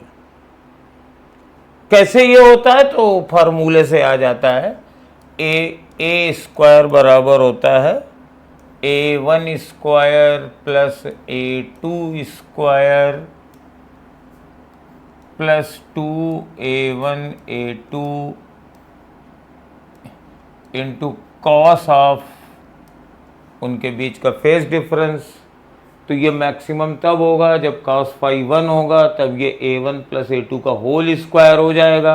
तो maximum amplitude A1 plus A2 upon A1 minus A2 आएगा। और मिनिमम के लिए ये माइनस होना चाहिए, तो ये A1 माइनस I2 आ जाएगा। तो ये चीज़ हमें मालूम है। अब हम पिछले पेज पे फिर चलते हैं। तो अब हम क्या करेंगे, इसी को थोड़ा सा आगे बढ़ाते हैं, जगह बना ली जाए थोड़ी सी। ये आई मैक्स और आई मिन को हम लिख देंगे A1 plus A2 upon A1 minus A2 का whole square plus 1 upon A1 plus A2 upon A1 minus A2 का होल स्क्वायर माइनस 1। अब आप A1 को 1 और A2 को 2 ले सकते हैं। तो जब इसको 1 और 2 लेंगे तो ये ऊपर वाला 2 हो जाएगा, नीचे वाला 1 हो जाएगा, इसका whole square plus 1 divided by, इसको माइनस करेंगे तो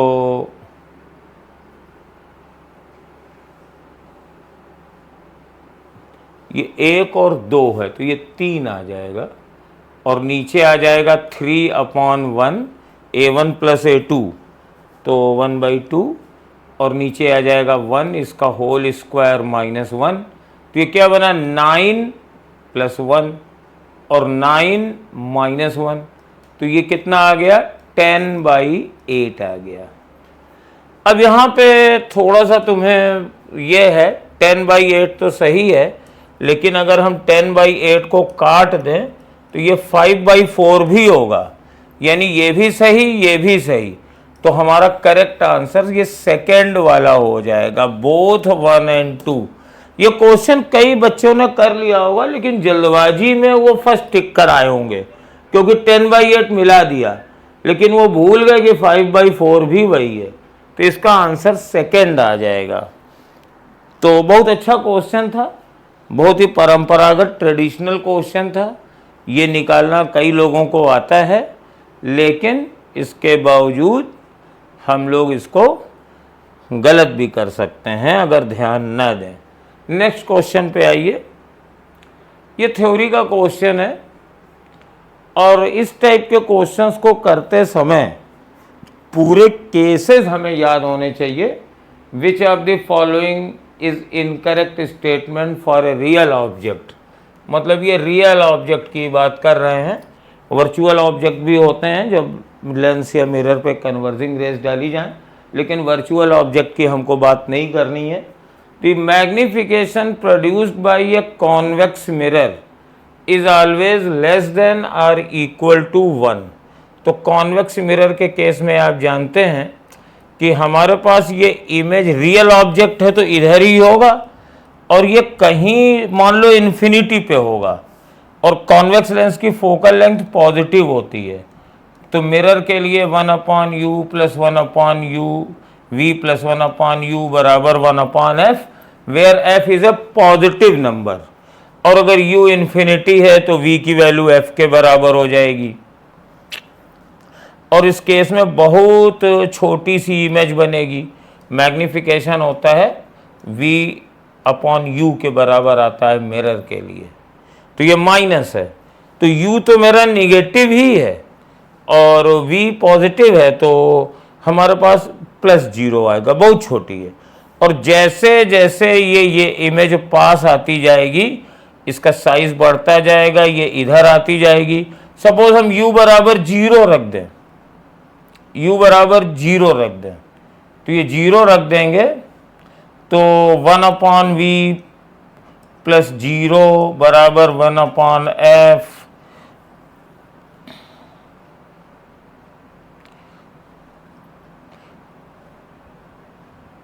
ये इन्फिनिटी हो गया, u को 0 रखा है, तो 1/v बराबर हो जाएगा 1/f माइनस इन्फिनिटी। लेकिन ये प्लस इन्फिनिटी होगा क्योंकि u निगेटिव है, u -0 है, तो v की वैल्यू 0 आती है और इसके बराबर ही इमेज बन जाती है। और वैसे भी ये सर लोगों ने क्लास में कराया होगा। तो magnification produced by convex mirror, तो अब अगर ये यहाँ पे पोल पे ऑब्जेक्ट है तब तो इमेज बराबर बन रही है, अदरवाइज ये छोटी बन रही है। तो पहला स्टेटमेंट सही है। दूसरा statement, a virtual erect same sized image can be obtained by using a plane mirror.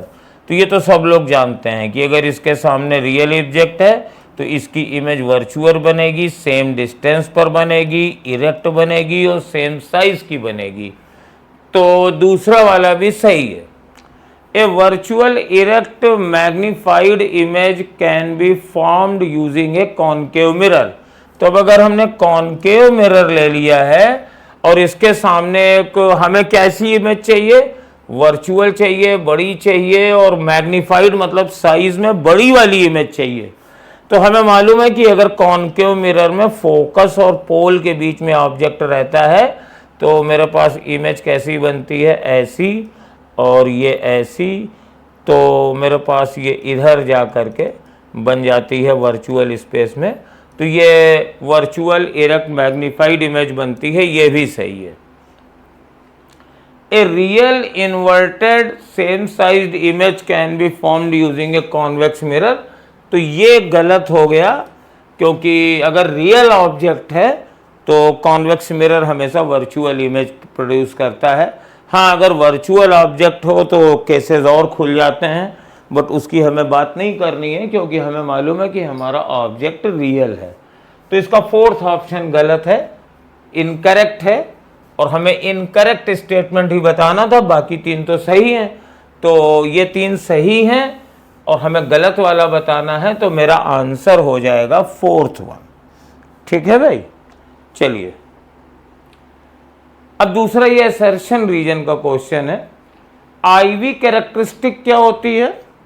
तो किसी भी डिवाइस की करंट और वोल्टेज के बीच का जो ग्राफ होता है उसको उसकी IV कैरेक्टरिस्टिक कहते हैं। तो मतलब हमें पता करना है कि PN जंक्शन डायोड की IV कैरेक्टरिस्टिक, यानी अगर हम एक बार PN जंक्शन ले लें और एक बार कंडक्टर ले लें तो उनके IV के ग्राफ कैसे आएंगे? तो कहते हैं कि same as that of correct conductor. तो ये तो गलत है, क्योंकि कंडक्टर की IV ग्राफ जो होगी, कंडक्टर का मतलब एक रेजिस्टेंस जिससे हम करंट पास कर सकते हैं, तो ये तो स्ट्रेट लाइन आती है, ओम्स लॉ को फॉलो करती है मेटल के लिए। और वैसे भी डिफरेंट कंडक्टर अगर ले लो तो अलग अलग होती है, PN जंक्शन की कुछ होती है, टार्च के बल्ब की कुछ और होती है। तो ये तो गलत है, सेम एज नहीं है। PN junction diode behave as a conductor at room temperature, गलत बात है, ये भी गलत है। अब सोचिए ये क्यों गलत है? PN junction is a semiconductor. PN junction is a semiconductor, और अगर ये एब्सोल्यूट जीरो होगा तो इंसुलेटर की तरह बिहेव करेगा, और रूम टेम्परेचर पर ये कंडक्टर की तरह बिहेव नहीं करेगा। इसकी प्रोफाइल कुछ ऐसी होती है, PN जंक्शन के केस में आपको बताई जाएगी। ये मिली एम्पियर में होती है और ये माइक्रो एम्पियर में होती है। तो ये कंडक्टर की तरह तो बिहेव नहीं करता है, करंट कंडक्ट कर देता है थोड़ी बहुत, but properties and qualities and characteristic are too far from the conductors profile. तो ये दोनों स्टेटमेंट गलत हो गए, तो both assertion and reason are incorrect was the correct answer. तो ये मेरे पास है। तो थोड़ा सोचने वाला क्वेश्चन था, बढ़िया था, इसमें न्यूमेरिकल नहीं था। ऐसे क्वेश्चन बड़े अच्छे लगते हैं।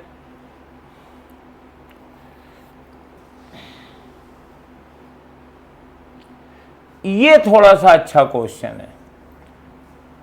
Liquid drops of mass m falling slowly 1 by 1 from A vertical capillary tube. तो पहले हम एक वर्टिकल कैपिलरी ट्यूब बना लेते हैं। ये लाल रंग की कैपिलरी ट्यूब ले ली, और ये बहुत ही पतला इसका क्रॉस सेक्शन होता है। सपोज इसकी रेडियस r है, और यहाँ से ड्रॉप 1 by 1 गिर रही हैं। तो ड्रॉप कैसे गिरेंगी? आप कैपिलरी ट्यूब, कोई पतली सी ट्यूब ले लीजिए, उसमें पानी भर दीजिए। तो अगर वो गिरता है ना, तो जैसे यहाँ पे ड्रॉप आई और ये ऐसे फैलती गई फैलती गई फैलती गई, और फिर उसके बाद ये अलग हो गई, फिर दूसरी ड्रॉप बनने लगती है, फिर गिरती है। कभी आपने वॉल्यूमेट्रिक के एक्सपेरिमेंट किए हों तो आपने देखा होगा, जब वो भर देते हैं वहाँ पे ऊपर वाली ट्यूब में KMnO4 या कोई भी रिएक्टेंट, और नीचे ड्रॉप 1 by 1 गिराते हैं, तो एकदम से नल की तरीके से पानी नहीं भरता है कि झरझर झरझर झरझर बूंदें गिरने लगे। आया, ये ड्रॉप बड़ी होती गई बड़ी होती गई बड़ी होती गई, फिर गिर गई। तो क्या रीजन है गिरने का? तो देखिए, ये जो ड्रॉप का ये यहाँ वाला एरिया है, ये सरफेस एरिया है 2 pi r, और लिक्विड और ड्रॉप, इसकी वजह से इसके ऊपर सरफेस टेंशन फोर्स लगेगा, और वो फोर्स कितना होगा? 2 pi r इंटू टी। आप जानते हैं surface tension force T into length के बराबर होता है। तो ये जो ड्रॉप बन रही है, जैसे कैपिलरी राइज में पढ़ते हैं, ऊपर की ओर फोर्स लगता है 2 pi r इंटू टी, और नीचे ये ड्रॉप लटक रही है, और ये ड्रॉप धीरे धीरे बढ़ती जा रही है, तो इसका मास भी बढ़ता जा रहा है। तो जब तक ये फोर्स इसके मास को कंसीडर कर बियर कर सकता है, यानी नीचे वाली ड्रॉप का वेट mg इस 2 pi r इंटू टी से कम रहता है, तब तक तो ये ड्रॉप सस्पेंडेड रहती है। बट लिक्विड तो लगातार ग्रेविटी के कारण नीचे आ रहा है, ड्रॉप का साइज बढ़ रहा है। तो जब इसका वेट इससे ज्यादा हो जाएगा तो हमारे पास ये नीचे गिर जाएगी। तो r बराबर कितना हो जाएगा? mg अपॉन क्या पूछ रहा है, सरफेस टेंशन पूछ रहा है। तो ठीक है, तो T बराबर mg अपॉन 2πRT। लेकिन इन्होंने तो डायमीटर दिया है, तो डायमीटर बराबर 2r होता है, तो 2 इंटू आर की जगह हम डायमीटर लिख देंगे, तो mg upon pi into D. तो कोई है ऑप्शन, पहला वाला ऑप्शन है, ये आपका आंसर हो जाएगा, mg upon pi D. First answer is the correct. Next question पे आते हैं। At 10 meter distance from a point charge, electric field is 800 volt per meter। तो ये कोई पॉइंट चार्ज है, पता नहीं कितना है, यहाँ से 10 मीटर डिस्टेंस पर इलेक्ट्रिक फील्ड की वैल्यू 800 वोल्ट पर मीटर है, और पोटेंशियल तुमको निकालना है। तो निकालते हैं। V बराबर हो जाएगा K Q अपॉन 10 का स्क्वायर, और E की वैल्यू हो जाएगी K, ये मैंने गलत लिख दिया, V होता है Q बाई 10, V बराबर 1 upon 4 pi epsilon 0 Q by R, तो ये 10 है, और E हो जाएगा Q अपॉन 10 स्क्वायर। अब इन दोनों को डिवाइड कर दें, V अपॉन E, तो अब देखो K K Q Q cut जाएगा, इसीलिए चार्ज दिया भी नहीं था, और ये आ जाएगा 1/10, तो ये 10 आ जाएगा, क्योंकि 10 स्क्वायर नीचे है, तो V बराबर E इंटू 10, और E दिया हुआ है 800, मल्टीप्लाइड बाई 10 करेंगे तो ये हो जाएगा 800 वोल्ट। ये वोल्ट पर मीटर में थी और ये डिस्टेंस मीटर में है, तो 800 इंटू 10 इज 8000 वोल्ट। तो सेकेंड ऑप्शन इसका सही होगा, फोर्थ नंबर का। बहुत ही इजी सा क्वेश्चन था, बच्चे इसको ऐसे याद करे रहते हैं। ई दिया है, वी निकालना है, आर से मल्टीप्लाई कर दो, क्योंकि रफली वी अपॉन आर बराबर ई होता है। But that is not the good way, क्योंकि बेसिक उसमें से बस वो आंसर आता है, this is the proper way. लेकिन उससे भी आंसर जल्दी निकलता है, स्पीड आप कर सकते हैं। मतलब अगर किसी पॉइंट चार्ज की वजह से किसी जगह पर अगर आपको E और V में से एक मालूम हो, तो इनका रेशियो 1/r के बराबर हो जाएगा, क्योंकि V/r बराबर E होता है। तो यहाँ से E रख दो, E इंटू आर डायरेक्ट आ जाएगा। बट ये रफ है, मतलब जल्दी से आंसर निकाल देता है पॉइंट चार्ज के लिए। नेक्स्ट क्वेश्चन पे आते हैं। अब ये देखिए, एक आयरन रॉड है, लेंथ L, ये आयरन रॉड है, इसकी लेंथ L है, एरिया A है, चलो कुछ एरिया भी बना दिया, ये रॉड है, इज हीटेड फ्रॉम 0 to 100। तो पहला टेम्परेचर इसका 0 था, फिर ये 100 डिग्री सेल्सियस हो गया। If rod neither expands nor bends, if rod neither expands nor bends, then the developed F is proportional to। तो कंफ्यूज मत होइएगा, आयरन रॉड है, मेटल की है, तो टेम्परेचर बढ़ने के कारण इसकी लेंथ तो बढ़ेगी ही। तो डेल्टा L बराबर होता है L अल्फा डेल्टा थीटा। तो इसकी कुछ लेंथ होगी, कुछ thermal coefficient of linear expansion होगा, चेंज इन टेम्परेचर 100 है, तो ये बढ़ जाएगी। तो लेकिन ये तो कह रहा है ये एक्सपेंड नहीं हो रही है, तो इसका मतलब है कि एक्सपेंड ना करने के लिए इस पर इधर से कुछ फोर्स लगाना पड़ा होगा। तो रॉड ऐसे एक्सपेंड कर रही है, तो फोर्स लगाइए तब ये एक्सपेंड नहीं होने पाएगी। अब अगर ज्यादा फोर्स लग जाए तो रॉड बेंड भी कर सकती है, ऐसे भी कर सकती है, लेकिन ये बेंड भी नहीं कर रही है। मतलब सीधी सी बात है कि रॉड की लेंथ उतनी ही बनी है जैसा हम लोग दो वॉल्स के बीच में क्लैंप रॉड के लिए करते हैं। तो आपको मालूम है कि ये एफ कैसे निकलता है, मान लो इसका यंग मॉडुलस आई है, तो ये फोर्स हमारे पास स्ट्रेस देगा, और स्ट्रेस की वजह से आपको मालूम है ना, y बराबर स्ट्रेस अपॉन स्ट्रेन। तो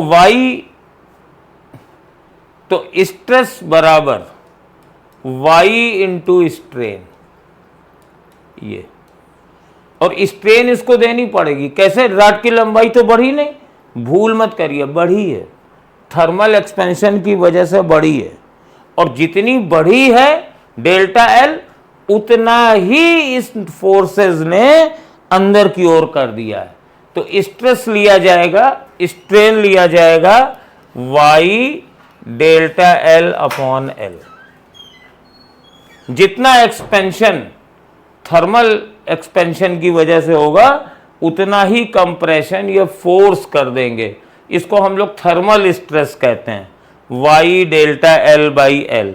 और आप डेल्टा एल की वैल्यू रख दीजिए, एल अल्फा डेल्टा थीटा, और नीचे एल है, एल से एल कट गया, तो मेरे पास फोर्स कितना हो गया? ये स्ट्रेस है, फोर्स अपॉन एरिया ये स्ट्रेस है, फोर्स अपॉन एरिया ये स्ट्रेस है, that is y alpha delta theta. इसको हम लोग थर्मल स्ट्रेस कहते हैं, थर्मल स्ट्रेस। आगे चल के जब आप पढ़ेंगे या पढ़ चुके होंगे, एक्सपेंशन तो हो चुका है हम लोगों के टेस्ट में, इसको थर्मल स्ट्रेस कहते हैं। और ये कंप्रेसिव स्ट्रेस होती है, क्योंकि जो स्ट्रेस है वो रॉड की लेंथ को कम कर रही है, बढ़ने नहीं दे रही है। और अगर हमें फोर्स निकालना है तो एरिया उधर चला जाएगा, तो फोर्स बराबर हो जाएगा y alpha delta theta into area.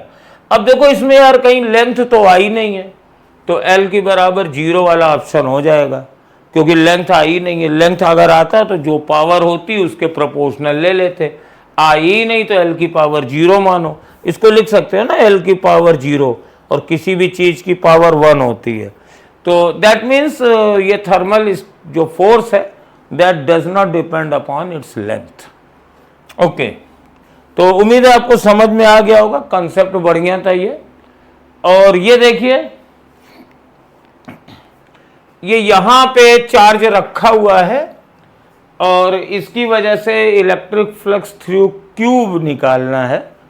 तो अगर हम इसको कंप्लीट करें तो मुझे एक क्यूब इसके साइड में और जोड़ना पड़ेगा ऐसे, और इससे ये कंप्लीट हो जाएगा।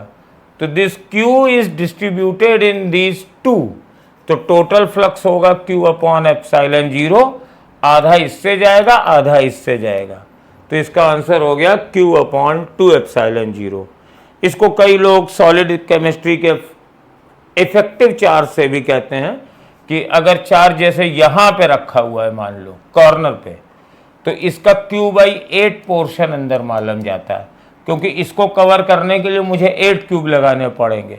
और अगर साइड में रखा हुआ है तो आधा, और एज पे रखा हुआ है तो Q/4।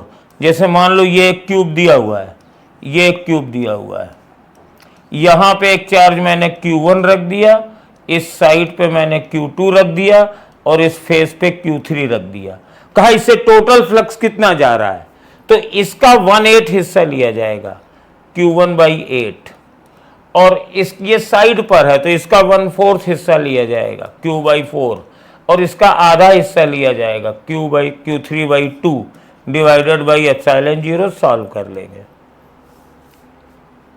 अब गलत मत करिएगा, ये बहुत ही सिंपल से क्वेश्चन होते हैं। अब देखिए, बहुत ही अच्छा क्वेश्चन है और बहुत सरल क्वेश्चन है। द नंबर ऑफ डिवीजन, पहले क्वेश्चन देख लीजिए। The number of division between lower fix point and upper fix point on the two scales are 0 and 180 respectively. तो ये दो स्केल हैं और इसमें मैं 2 पॉइंट बना दे रहा हूं। ये लोअर फिक्स पॉइंट है और ये अपर फिक्स पॉइंट है। और एक चीज आपने थर्मामीटर में देखी है, आइस पॉइंट दोनों में 0 है, तो ये दोनों में 0 0 है। और कहते हैं ऊपर वाली जो मार्किंग है वो एक में 80 है और एक में 120 है। बस यही चीज बतानी थी।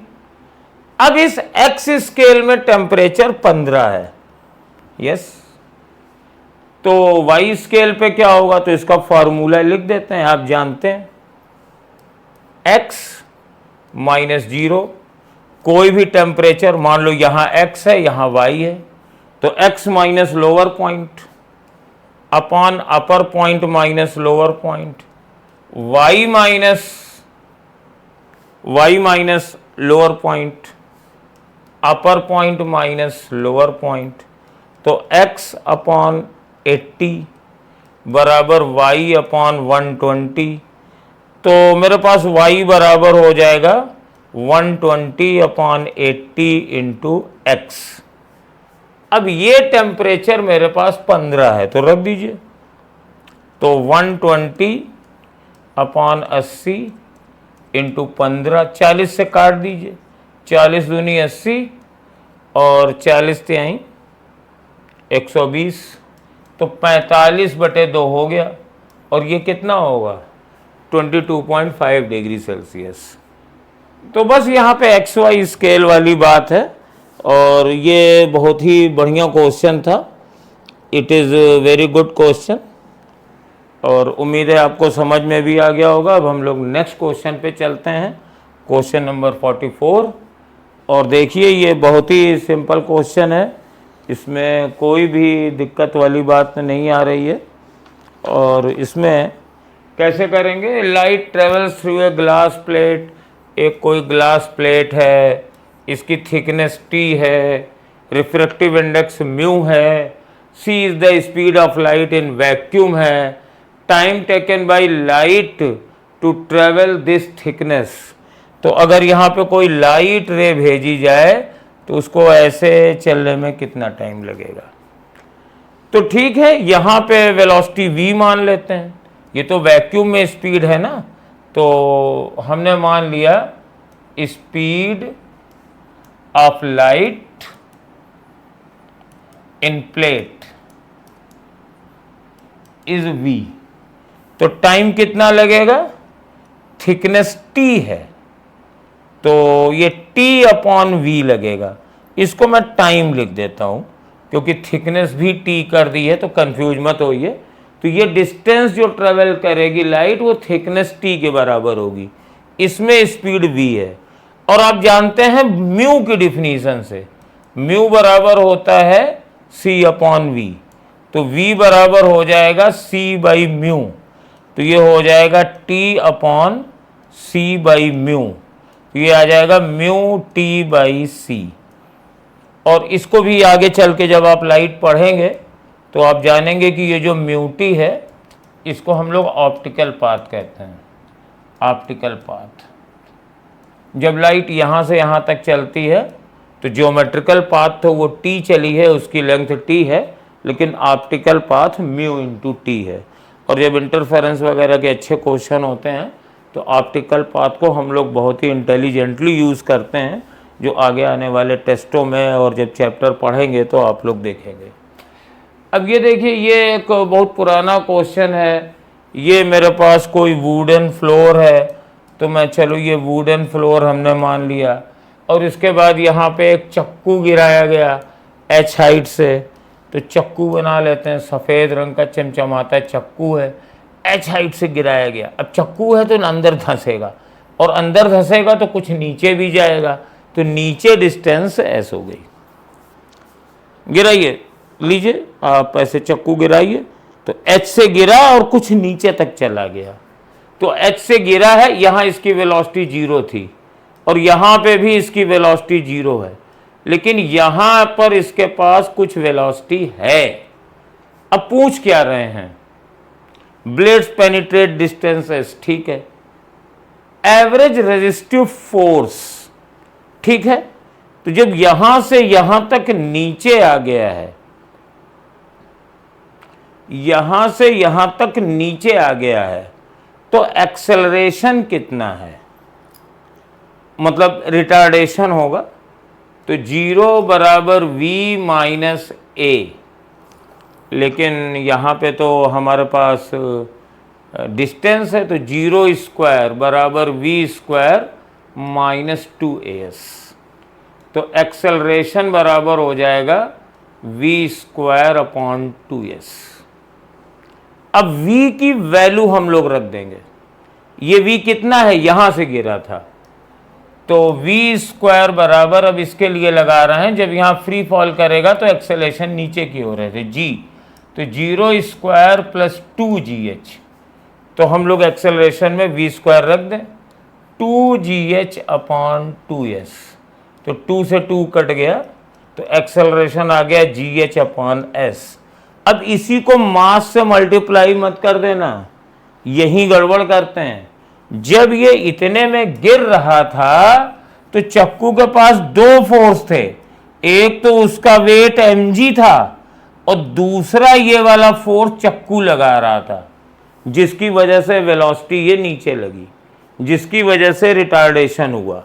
तो हम लिख देंगे F माइनस mg बराबर m इंटू a, तो F बराबर mg प्लस ma, तो mg और प्लस a की वैल्यू रख दीजिए GH/S, तो आ जाएगा mg 1 प्लस h/s। ये तो सेकंड ऑप्शन इसका सही हो गया। यहां पर ये गुगली है, ये एक्सेलरेशन तो बहुत सारे बच्चों ने निकाल लिया होगा और फिर न्यूटन अंकल याद हो जाएंगे, F बराबर m a। लेकिन ध्यान रखना है क्या कि जब ये वुडन फ्लोर के अंदर जा रहा है तो इसके पास एक फोर्स नहीं है, mg तो रहेगा ही रहेगा, वो कहां जाएगा, नीचे mg तो लगेगा ही। एक लकड़ी का मटेरियल ऊपर की ओर फोर्स F लग देगा जो mg से ज्यादा है और वो इसको रोक रहा है, तो यहां के लिए इक्वेशन हो जाएगी F माइनस mg बराबर ma। यही सबसे चीज खास बात थी इसमें, उम्मीद है आपने इसको फोकस किया होगा, है ना। चलो अब आगे बढ़ते हैं, next question 46। A wave travelling along the x axis described bye, ये इक्वेशन दिया है, तो y बराबर है 0.01 cos of alpha x minus beta t, और हमें मालूम है जो x का कॉफिशिएंट होता है वो 2 पाई बाई लैम्डा होता है अल्फा, और जो t का कॉफिशिएंट होता है वो 2 पाई अपॉन t होता है बीटा। अब देखें ये लोग जानना क्या चाहते हैं, if the wavelength and the time period of the wave are 0.1 metre, तो यानी ये वेवलेंथ दी गई है और ये टाइम पीरियड दिया गया है, तो अल्फा और बीटा निकालना है। तो बहुत सरल सा पूछा है, तो 2 पाई अपॉन लैम्डा यानी 0.1 रख दिया, तो ये अल्फा है तो ये 20 पाई आ गया। आंसर मेरा मिल गया, आंसर मेरा मिल गया, क्योंकि कहीं और 20 पाई नहीं है अल्फा।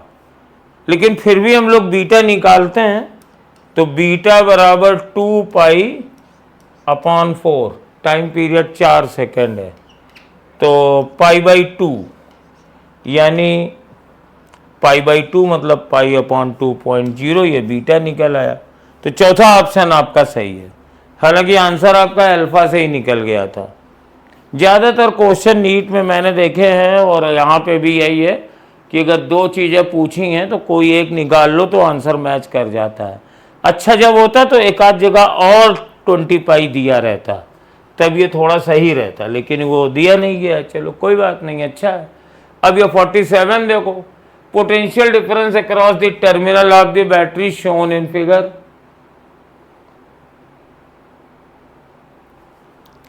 तो ये तो बहुत अच्छा क्वेश्चन है, ये निकला, ये निकला, ये निकला, ये निकला, ये निकला, ये निकला, करंट इसमें से नहीं जाएगी। क्यों? अभी बताया था इंडक्टर वाले केस में, बेटा इस पार्ट का तो रेजिस्टेंस कुछ है ही नहीं है, ये जीरो है। तो जब ये जीरो रेजिस्टेंस है और ये पैरेलल ब्रांचिंग है तो इसमें से कोई करंट नहीं जाएगी। तो अब आप आई निकाल लीजिए। वैसे हमें आंसर आ गया है, आंसर इसका जीरो होगा, लेकिन फिर भी निकालते हैं, पहले आई निकालते हैं।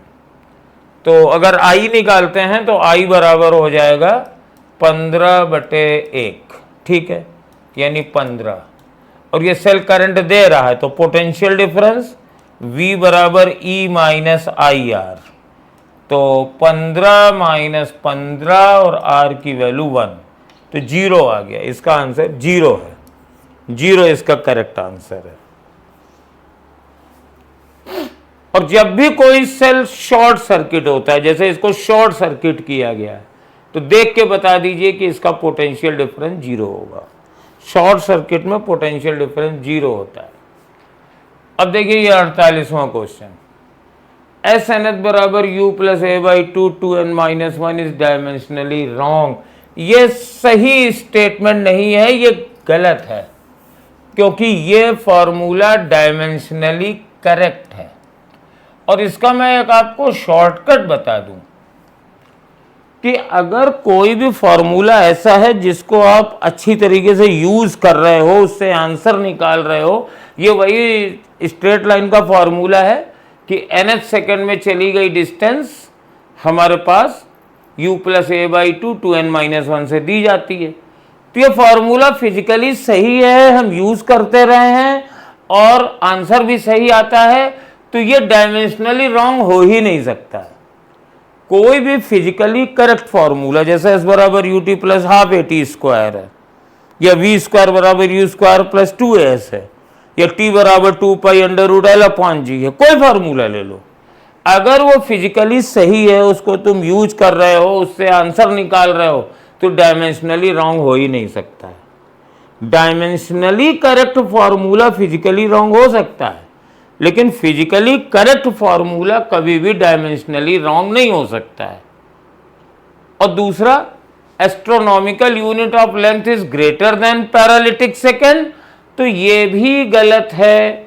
जरा एक काम तुम लोग मेरा भी कर लेना, क्या कर लेना, चले जाना एनसीईआरटी खोल लेना घर पे, और उसमें 3 यूनिट्स लिखी हुई हैं लाइट डिस्टेंस की, एक लाइट ईयर, एक एस्ट्रोनॉमिकल यूनिट और एक पैरालिटिक सेकेंड। जरा इनकी डिफिनीशन भी पढ़ लेना। एस्ट्रोनॉमिकल यूनिट मतलब कितनी लेंथ, पैरालिटिक सेकेंड मतलब कितनी लेंथ, और लाइट ईयर का मतलब कितनी लेंथ। हालांकि लाइट ईयर सब लोग जानते होंगे, लेकिन ये दोनों याद नहीं रहते हैं, एस्ट्रोनॉमिकल, और उनकी वैल्यू देख लेना। Paralytic second is the largest among these 3। तो ये थोड़ा रट्टाफिकेशन का भी क्वेश्चन था, और ये हमारे पास दोनों ही स्टेटमेंट इनकरेक्ट है। 48 में पहला आंसर सही होगा। अब इसमें अगर अब मैं थोड़ा सा अपना काम बढ़ा रहा हूं, अगर इसके बावजूद इसमें किसी को लगता है कि सर ये तो डायमेंशनली रॉन्ग है, तो कमेंट करके बताना, फिर उसका बेटा हम एक 5 मिनट का अलग वीडियो बना करके डालेंगे, फिर उसको भी देखना, क्योंकि वो काफ़ी अच्छा लंबी क्वेश्चन है, तो इसको देखना। और ये हमेशा सूत्र याद रखो कि अगर कोई फॉर्मूला फिजिकली करेक्ट है तो वो डायमेंशनली रॉन्ग नहीं हो सकता। Dimensionally correct formula physically wrong भी हो सकता है, फिजिकली करेक्ट भी हो सकता है। जैसे हमारे पास फॉर्मूला लिया s बराबर u t plus half a t square, तो डायमेंशनली करेक्ट है। अगर हम ये लिख दें s बराबर यू टी प्लस ए टी स्क्वायर, तो ये डायमेंशनली करेक्ट है, लेकिन फिजिकली रॉन्ग है, क्योंकि यहां हाफ नहीं आया। लेकिन ये सही है तो ये डायमेंशनली भी सही होगा। तो हमेशा इस बात को ध्यान रखेंगे। अब यहां देखिए फिर 2 स्टेटमेंट है। Moving charges does not produce magnetic field in the surrounding space, सरासर गलत है। ओर्स्टेड लॉ कहता ही यही है कि अगर कोई करंट फ्लो कर रही हो या चार्ज मूव कर रहा हो तो उसके सराउंडिंग में मैग्नेटिक फील्ड डेवलप हो जाती है। Mutual inductance of a pair of coil does not depend upon their relative orientation, ये भी गलत है। कई चीजों पे डिपेंड करता है म्यूचुअल इंडक्टेंस, किस पे, उनके शेप पर, उनकी साइज पर, उनके बीच की डिस्टेंस पर, उसके नंबर ऑफ टर्न्स पर, और उनकी ओरिएंटेशन में। तो इतनी चीज़ों पे डिपेंड करता है, तो डज नॉट डिपेंड है तो ये स्टेटमेंट भी गलत हो गया। तो इसका आंसर फर्स्ट हो जाएगा, both statement first and second are incorrect. अब आज का last question, two identical wires, piano wires kept under the same tension T have a fundamental frequency of 12 Hz। तो ये दो हमारे पास पियानो वायर हैं, ये पहला 1 है, ये दूसरा है, आइडेंटिकल हैं, मतलब इनकी लेंथ सेम है, इनका क्रॉस सेक्शन एरिया सेम है और इनकी डेंसिटी भी सेम है। आइडेंटिकल का मतलब यही होता है एवरीथिंग सेम। फंडामेंटल फ्रीक्वेंसी दोनों की 1200 हर्ट्ज है, ठीक है। If one of the wire which will lead to the fractional increase in tension, तो किसी के एक में हम टेंशन बढ़ा देंगे और उससे इनके बीच में 12 बीट्स की फ्रीक्वेंसी हो जाएगी। तो पहले फ्रीक्वेंसी दोनों की ये थी 1200 बराबर 1/2L under root tension upon mu. Mu भी दोनों का सेम होगा क्योंकि मास लेंथ डेंसिटी सब सेम है। और एक की मैंने टेंशन बढ़ा दिया, कितनी बढ़ा दिया, मान लीजिए डेल्टा टी बढ़ा दिया,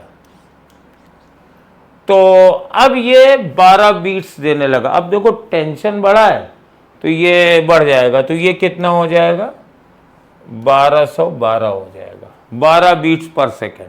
इसकी फ्रीक्वेंसी इससे 12 ज़्यादा हो जाएगी। कम मत कर देना, बीट में तो डिफरेंस होता है, लेकिन जब जिसका टेंशन बढ़ाओगे उसकी फ्रीक्वेंसी बढ़ेगी, तो मतलब ये फ्रीक्वेंसी 1200 से बढ़ जाएगी।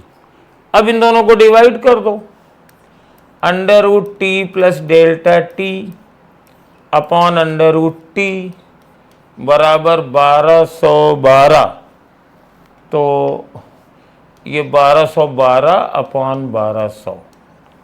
अब देखो यहाँ पे हम क्या करेंगे, इसको ऐसे लिख देंगे under root 1 plus delta T upon T. ध्यान से देखना क्या किया है, ये अंडर रूट है ना, under root T plus delta T है, तो हमने क्या किया, ऐसे कर दिया, देखो पूरे में रूट लगा दिया, पहले T plus delta T upon T ऐसे लिख दो इसको तो भी चलेगा। और फिर इसके बाद क्या किया, टी से दोनों को भाग दे दिया, ये तो ये बन गया मेरे पास 1 plus delta T upon T बराबर, इसको भी मैं कर रहा हूं 1200 प्लस 12 अपॉन 1200, ये मैंने किया। अब मैं काम करूंगा, बहुत पुराना काम करूंगा, बायनोमियल वाला। फ्रैक्शनल इंक्रीज है, बहुत ज़्यादा नहीं बढ़ा है, तो मैं इसमें बायनोमियल अप्रोक्सीमेशन लगा दूंगा। 1 plus delta T upon T की पावर 1/2 बराबर 1 प्लस 12/1200, ऐसे कर सकते हैं भाई, है ना।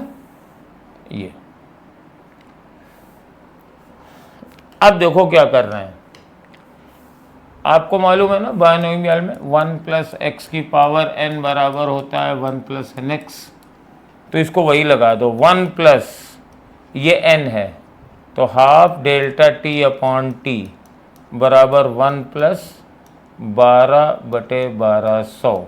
तो देखो ये 1 से 1 तो कट जाएगा, और ये जो डेल्टा टी अपॉन टी है यही फ्रैक्शनल इंक्रीज इन टेंशन है।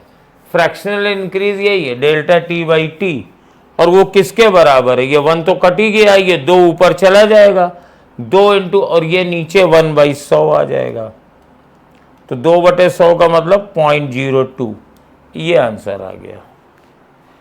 तो बेटा इस आज का पेपर बिल्कुल एनटीए टाइप का था, बिल्कुल बैलेंस था, देखिएगा, और क्वेश्चन का लेवल बिल्कुल नीट के लेवल पे था। तो अभी अपनी सभी दोस्तों को अगले टेस्ट के लिए आपको शुभकामनाएं, और अपने सभी दोस्तों को बता दीजिए कि सिंह सर ने पूरा इंतज़ाम इस साल भी कर दिया है। साल भर आपको टेस्ट मिलेंगे, टेस्ट बिल्कुल एनसीईआरटी बेस्ड होंगे जैसे एनटीए में क्वेश्चन आते हैं। तो thanks to Singh sir, thanks to all of you for watching my video and all the best for the next test. अगले FST में मिलते हैं, तब तक के लिए विदा।